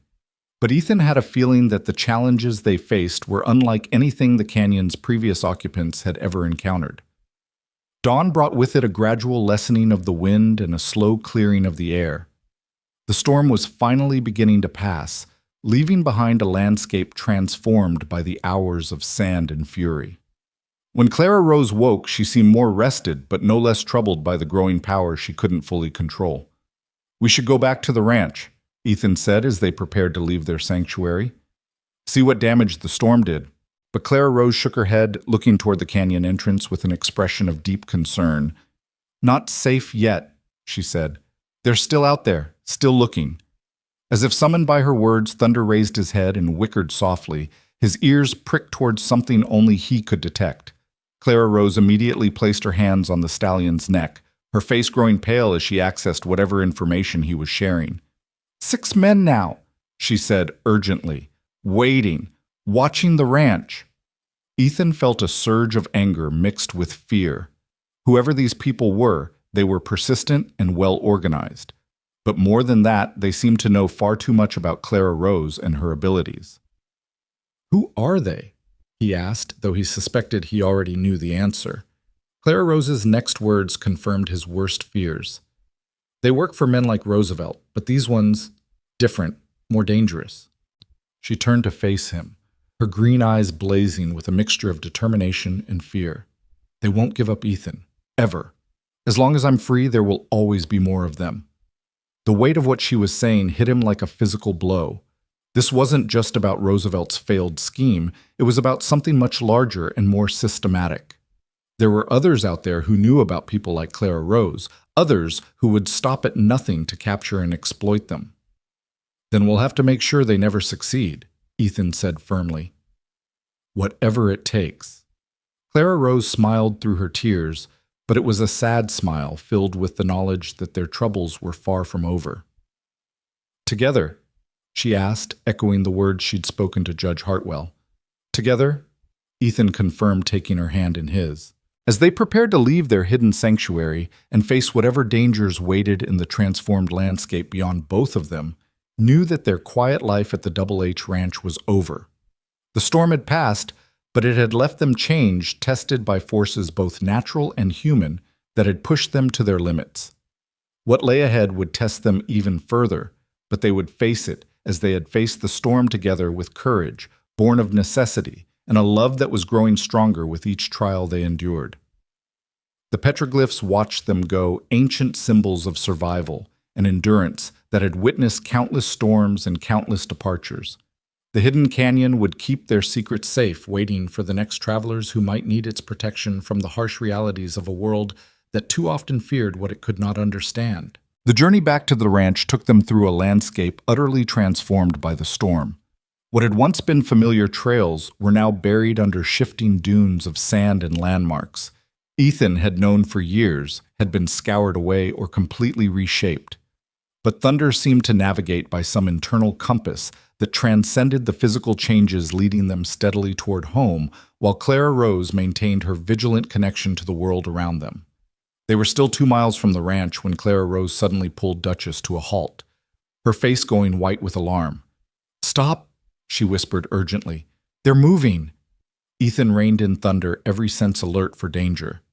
"How many—" Clara Rose closed her eyes, extending her awareness like invisible tendrils across the desert. 8 now. No. 9. They've been waiting all night. Some at the ranch, others watching the trails. Her eyes snapped open, bright with fear, and something else, a growing anger that seemed to pulse with its own energy. "They have weapons. Many weapons." The implication was clear. These weren't men interested in negotiation or legal niceties. They'd come prepared for war, and Clara Rose was their prize. "We can't go back to the ranch," Ethan said, his mind racing through their limited options. "They'll be watching every approach." "No," Clara Rose said firmly, her voice carrying a new strength that surprised him. "Enough running. Enough hiding. She dismounted from Duchess and walked to a small rise that overlooked the valley containing their home. From here they could see the ranch buildings in the distance looking deceptively peaceful in the morning sunlight. But Ethan knew Clara Rose could sense the men hidden there, waiting like spiders in their web. "Clara?" he began, but she held up a hand to silence him. "Listen," she said, her voice carrying an odd resonance that seemed to vibrate in his chest. "Do you hear it?" At first Ethan heard nothing but the usual desert sounds wind through sagebrush, the distant cry of a hawk, the soft snorting of their horses. But gradually he became aware of something else, a subtle rhythm that seemed to pulse through the very ground beneath his feet. "What is it?" he asked. Clara Rose's eyes were closed again, but now there was a look of profound concentration on her face. "Everything," she whispered, "every living thing for miles. They're all connected, all part of the same song." As she spoke, Ethan began to see what she meant. The hawks circling overhead, the jackrabbits hiding in the brush, the rattlesnakes coiled in the shade of rocks. Even the insects buzzing in the air, they all seemed to be moving in some kind of harmony, responding to rhythms he couldn't detect, but Clara Rose clearly could. "They're afraid," she continued, her voice growing stronger. "All of them. The men with guns. They bring fear and death. The desert wants them gone." "Clara," Ethan said carefully, recognizing the dangerous power building in her voice. "What are you thinking?" She opened her eyes and looked at him with an expression he'd never seen before, not the frightened girl who'd stood on the auction block, not even the determined young woman who'd faced down Roosevelt's gang.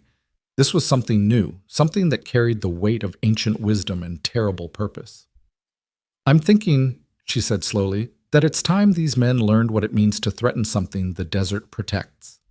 Before Ethan could protest or ask what she intended, Clara Rose placed both hands flat against the ground and closed her eyes once more. But this time was different. This time Ethan could actually feel the power flowing out of her, a presence so strong it made the air itself seem to thicken and pulse. The effect was immediate and stunning. Every horse within miles began moving toward the ranch, not in panic, but with deliberate purpose. Wild Mustangs that normally avoided human contact came thundering down from the high mesas. Ranch horses broke out of corrals and pastures. Even horses from neighboring spreads joined the gathering herd, all converging on the Double H Ranch like iron filings drawn to a magnet. But it wasn't just horses. Cattle began lowing and moving in the same direction. Coyotes emerged from their dens, padding silently through the sagebrush with yellow eyes fixed on the distant buildings. Hawks and eagles circled lower and lower, their cries growing more aggressive. Even the usually solitary desert creatures, mountain lions, bobcats, and bears, began making their way toward the ranch from every direction. "My God," Ethan breathed, watching the unprecedented gathering unfold before his eyes. "Clara, what have you done?" "What I should have done a long time ago," she replied, her voice carrying an otherworldly resonance that seemed to echo from the rocks themselves. "I've asked for help." The men hidden around the ranch clearly sensed that something was wrong. Ethan could see distant figures emerging from their hiding places, looking around in confusion as the first animals began to arrive. What had started as a simple ambush was rapidly becoming something far more complex and dangerous. Thunder whickered softly beside them, and Clara Rose opened her eyes to look at the stallion with obvious affection. "He wants to join them," she said. "They all do, but I've asked them to be patient a little longer."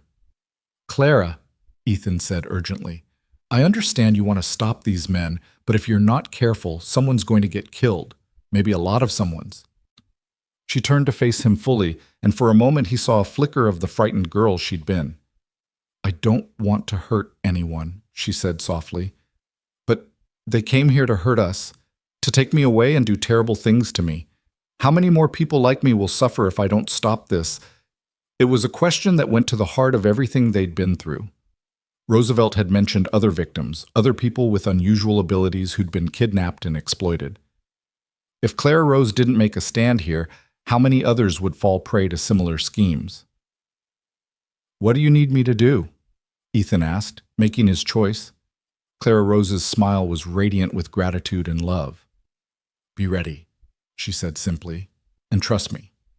She remounted Duchess and began riding slowly toward the ranch, with Ethan following close behind on Thunder. As they approached, the scale of what Clara Rose had accomplished became truly apparent. Hundreds of animals had gathered around the ranch buildings: horses, cattle, wild game predators, and prey, all standing together in an unprecedented display of unity. The men who'd been lying in ambush were now clearly visible, standing in a tight group near the main house with their weapons drawn. But their confidence had evaporated in the face of this supernatural gathering. These were hard men killers, probably, but they'd never encountered anything like this. "What the hell is happening?" one of them shouted as Clara Rose and Ethan rode into the yard. The man who appeared to be their leader was tall and lean, with cold gray eyes and a face marked by years of violence. He kept his rifle trained on Clara Rose, but Ethan could see the uncertainty in his posture. "You boys looking for me?" Clara Rose asked, her voice carrying clearly across the yard despite the soft tone. She dismounted and was walking calmly toward the group of armed men, showing no fear despite being outnumbered and outgunned.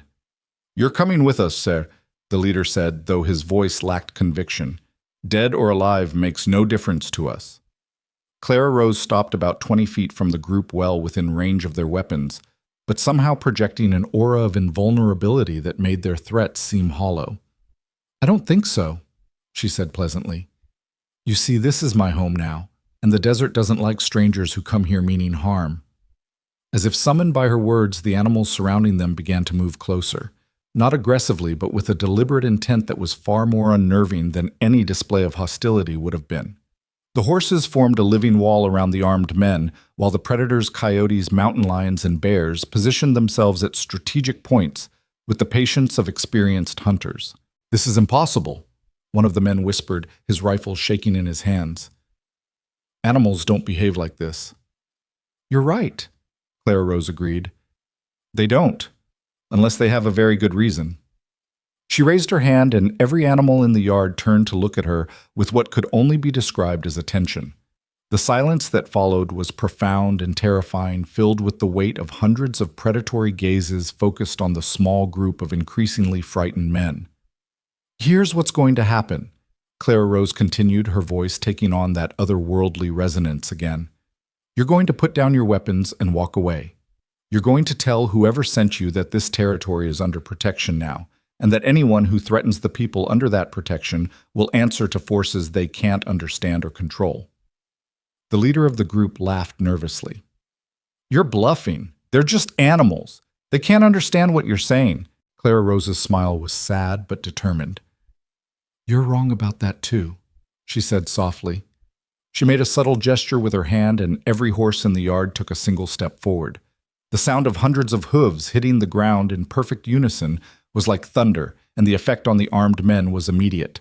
Several of them dropped their weapons involuntarily, their nerve finally breaking. "But I don't want to hurt you," Clara Rose continued. "Violence only creates more violence, and I've seen enough of that to last several lifetimes. So I'm going to give you a choice." She pointed toward the trail that led away from the ranch. "You can leave now peacefully and never come back. Tell whoever sent you that Clara Rose is under the protection of forces they can't comprehend, and that any further attempts to capture or harm her will be met with consequences they won't survive." "And if we refuse?" the leader asked, though his bravado was clearly forced. Clara Rose's expression grew sad. "Then I'll let them decide what to do with you," she said, gesturing toward the assembled animals. "And I promise you, their justice will be swifter and more final than anything human law could provide." As if to emphasize her point, a massive grizzly bear emerged from behind the barn, moving with the fluid grace of a creature that feared nothing on earth. It positioned itself directly behind the group of men, close enough that they could hear its breathing and smell its wild musk. That broke the last of their resistance. One by one, the men began dropping their weapons and backing toward their horses, which stood waiting with unusual patience despite the presence of so many predators. "This isn't over," the leader said as he mounted his horse. "There are others, more powerful than us. They won't be frightened away by your circus tricks." Clara Rose nodded sadly. "I know," she said. "But when they come, they'll find us ready." As the defeated gunmen rode away, the assembled animals began to disperse as gradually as they'd gathered. The wild creatures melted back into the desert, while the domestic animals returned to their proper homes with the same purposeful calm they'd shown in coming together. Within an hour, the ranch yard looked normal again, as if the extraordinary gathering had never happened. Only the discarded weapons scattered across the ground bore witness to what had transpired. Ethan found Clara Rose sitting on the porch steps, her face pale with exhaustion, but her eyes bright with satisfaction. He sat down beside her, still trying to process what he'd witnessed. "That was incredible," he said finally. "I've never seen anything like it." Clara Rose leaned against his shoulder, suddenly looking very young and vulnerable again. "It was necessary," she said softly. "But it was also dangerous. Using that much power, I could feel myself almost losing control." "But you didn't lose control," Ethan pointed out. "You did exactly what you intended to do, and no one got hurt." She smiled wryly. "This time. But what about next time? Because there will be a next time, Ethan. That man was right. There are others, and they won't be discouraged by what happened here today." It was a sobering thought. What they'd accomplished was remarkable, but it was also a declaration of war against forces they didn't fully understand. By demonstrating the true extent of Clara Rose's abilities, they'd probably ensured that even more dangerous enemies would come looking for her. "Then we'll face them together," Ethan said firmly. "Whatever comes, we'll be ready." Clara Rose was quiet for a long moment, then surprised him by taking his hand in both of hers. "Ethan," she said softly, "there's something else I need to tell you." He turned to look at her, noting the serious expression on her face. "What is it?" She took a deep breath, clearly steeling herself for something difficult. "When I was connecting with all those animals today, I felt something else. Something I've never felt before." "What kind of something?" Clara Rose placed his hand against her stomach, her eyes bright with tears of joy. "New life," she whispered, "growing inside me. Our child Ethan." The words hit him like a physical blow, sending his mind reeling with implications and emotions too complex to immediately process. A child. Their child. In the midst of all the danger and uncertainty, life had found a way to assert itself. "Are you sure?" he asked, his voice barely above a whisper. She nodded, her smile radiant despite the tears flowing down her cheeks. "I can feel it. The same way I feel the animals. A tiny spark of consciousness just beginning to grow." Ethan pulled her into his arms, holding her tight as the full weight of this revelation settled over him. They were going to be parents. In a world that was often hostile to anyone different, they were bringing a child into existence, a child who would likely inherit at least some of Clara Rose's extraordinary abilities. "What will we do?" he asked, though he already knew the answer. "We'll love our child," Clara Rose said firmly. "We'll protect them, and we'll teach them to use their gifts to help others, not to harm them." As they sat together on the porch, holding each other and contemplating the future that lay ahead, both of them knew that everything had changed once again. The battle they'd won today was just the beginning of a much larger struggle. But now they had something even more precious to fight for than their own freedom. They had the future of their child to consider.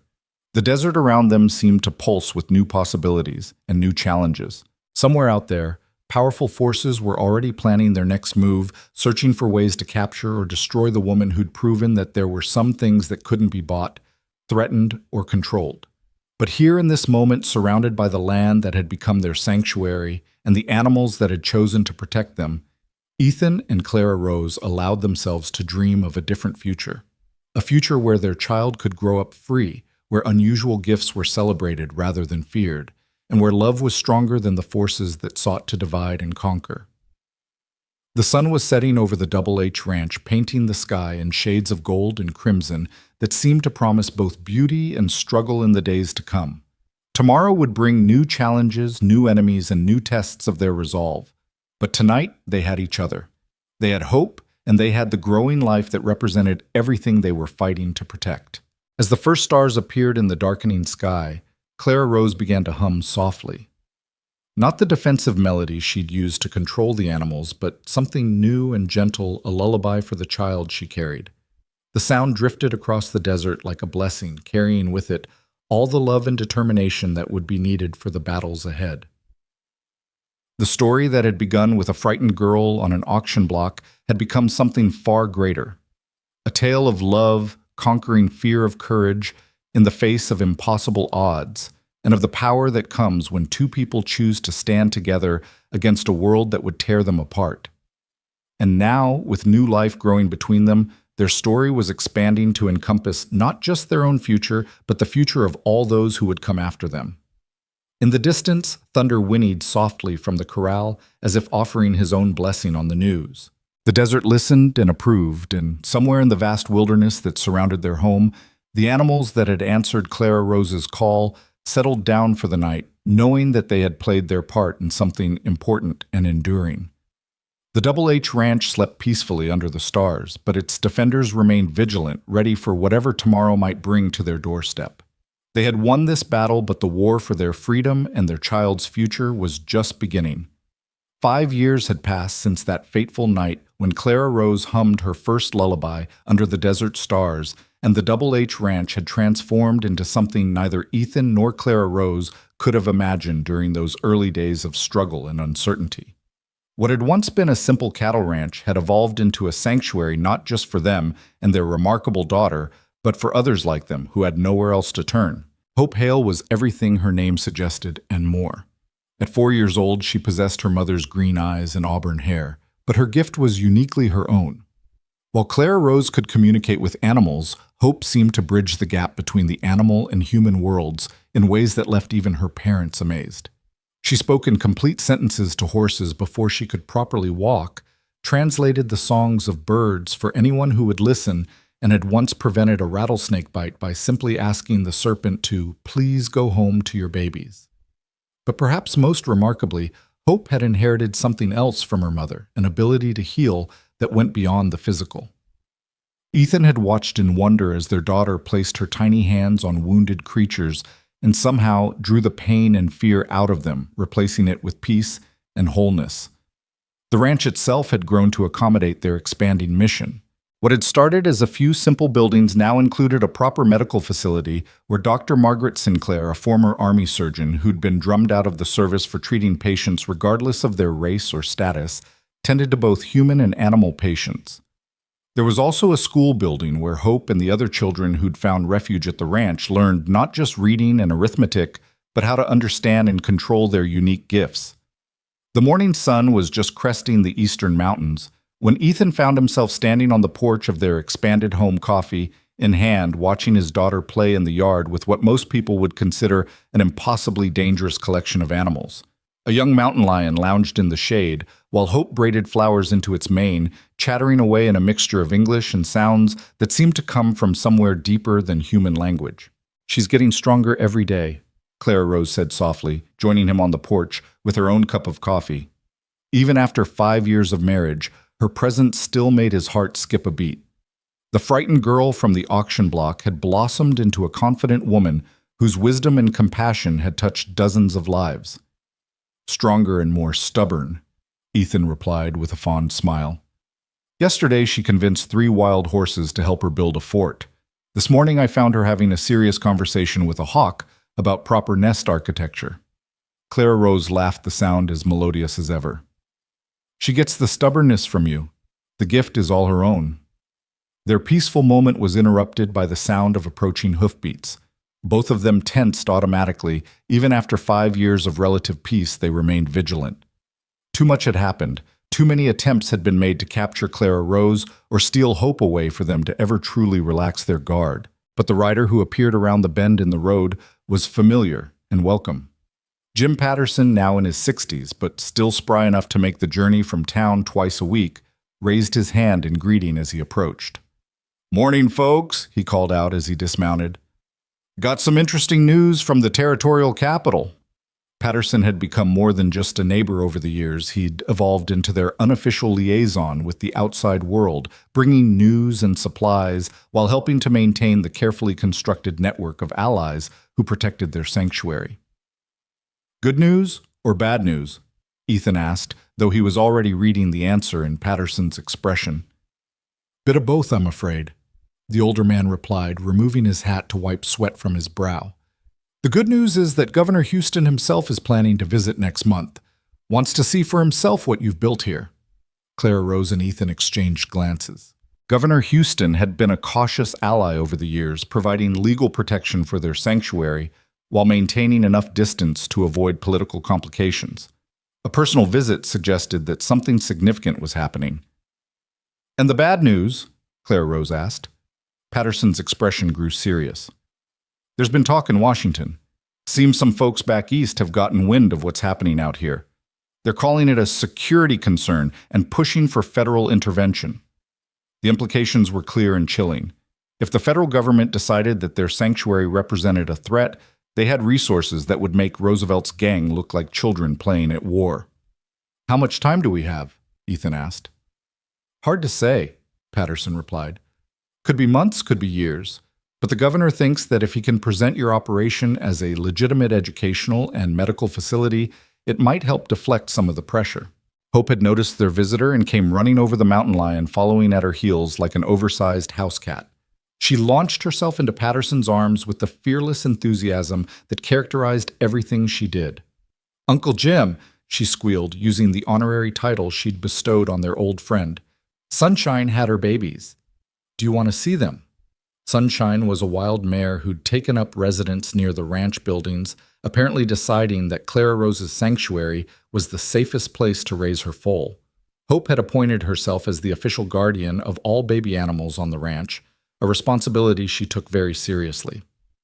"I'd love to see them, little one," Patterson said, setting Hope down gently. "But first I need to finish talking to your parents." Hope nodded solemnly, understanding that some conversations were for adults only. "I'll go tell Sunshine you're coming," she announced, then surprised them all by turning to the mountain lion. "Felix, you stay here and help guard the house." The big cat actually seemed to nod in understanding before padding over to a shady spot near the porch, where it could keep watch over the approaches to the house. "That child never ceases to amaze me," Patterson murmured, shaking his head in wonder. "She amazes us too," Clara Rose admitted. "Sometimes I worry about what will happen when she gets older and realizes how different she is from other children." "Different isn't always bad," Patterson pointed out. "Look at what you've accomplished here. 15 families now call this place home, all of them people who had nowhere else to go. You've got children learning to control abilities that would have gotten them killed or locked away in most places. And Dr. Sinclair has saved more lives in the past 3 years than most doctors save in a lifetime." It was true. Word of their sanctuary had spread quietly through networks of people who understood what it meant to be different, to possess abilities that the world feared and misunderstood.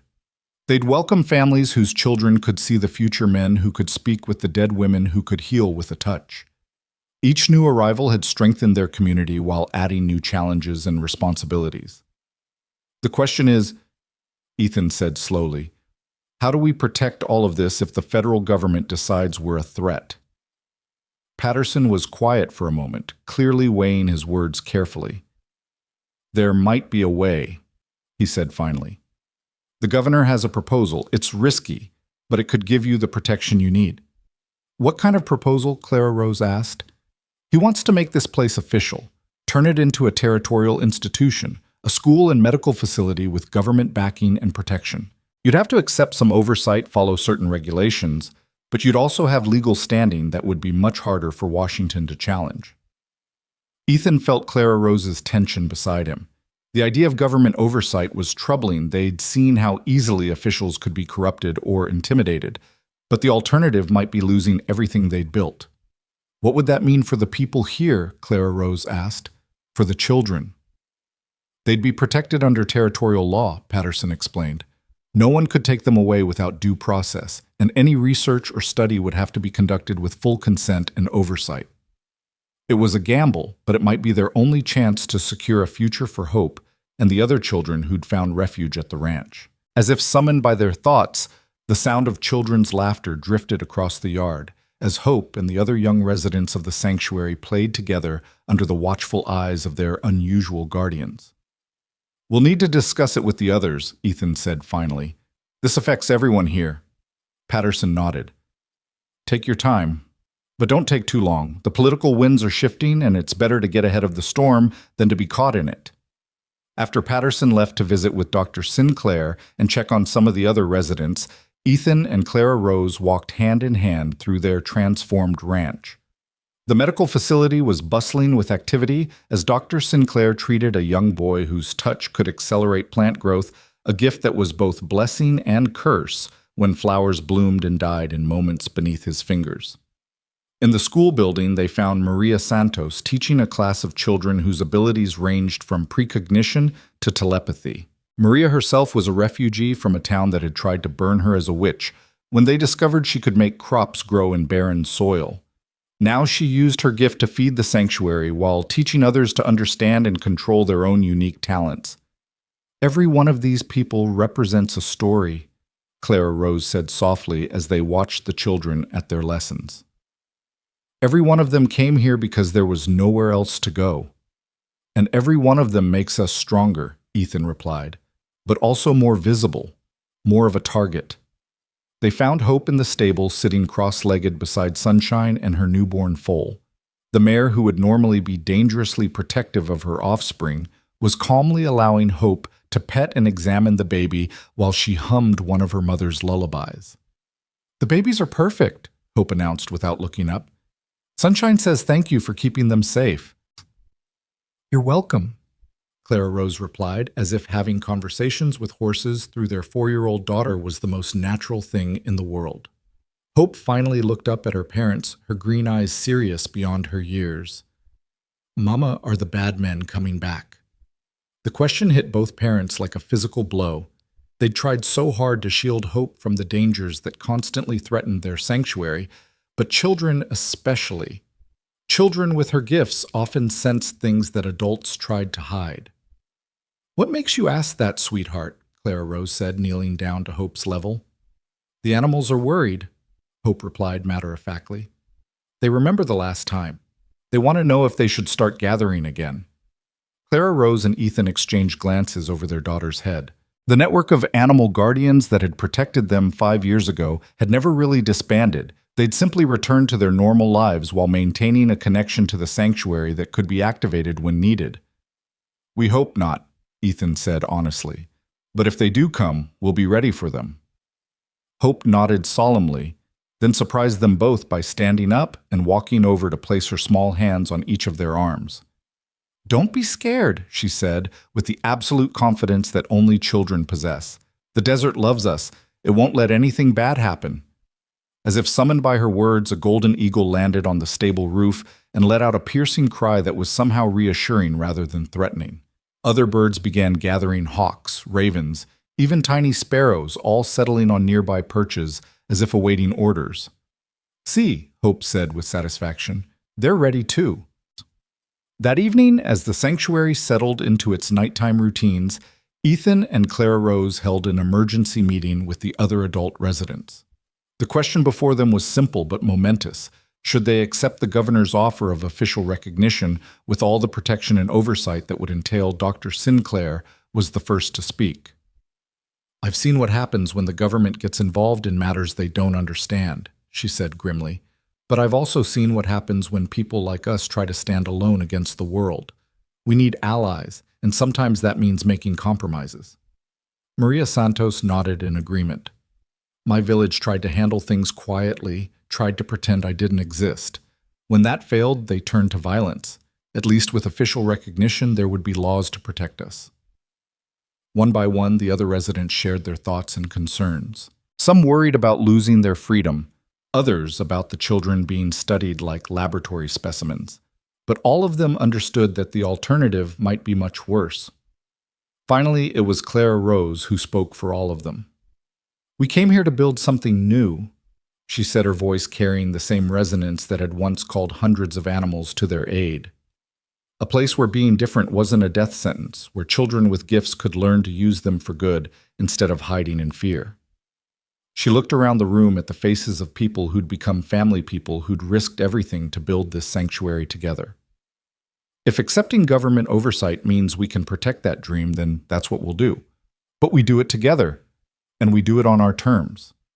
The vote was unanimous. As the meeting broke up and families returned to their homes, Ethan and Clara Rose found themselves alone on the porch, once again watching the stars emerge in the clear desert sky. Hope had long since been put to bed, but her presence seemed to fill the night air with possibility and promise. "Do you think we're making the right choice?" Clara Rose asked, leaning against Ethan's shoulder. "I think we're making the only choice we can," he replied. "And I think our daughter will grow up in a world where being gifted isn't a curse to be hidden, but a blessing to be shared." In the distance, thunder whinnied softly from the pasture where he spent his retirement years surrounded by mares and foals, who looked to him as the wise patriarch of their herd. The sound was picked up and echoed by other horses throughout the valley, creating a symphony of welcome that seemed to embrace the entire sanctuary. "Whatever comes next," Clara Rose said softly, "we'll face it together." "Together," Ethan agreed, pulling her close as the desert night settled around their home. Tomorrow would bring new challenges, new visitors, and new decisions that would shape the future of their sanctuary. But tonight, under the vast canopy of stars that had witnessed their journey from that first desperate auction to this moment of hard-won peace, they allowed themselves to believe that love and determination could overcome any obstacle. The story that had begun with a frightened girl on an auction block had become something far greater, a testament to the power of compassion, the strength that comes from community, and the unbreakable bonds that form when people choose to stand together against a world that would divide them. And in the years to come, as Hope and the other children of the sanctuary grew into their gifts and took their place in a world that was slowly learning to accept what it had once feared, the Double H Ranch would stand as proof that even the most impossible dreams could become reality when they were built on a foundation of love. The desert wind carried their story across the vast wilderness, spreading hope to other hidden communities and lost souls who were still searching for a place to call home. And somewhere in that wind was the echo of Clara Rose's first lullaby, still singing its message of comfort and belonging to anyone brave enough to listen.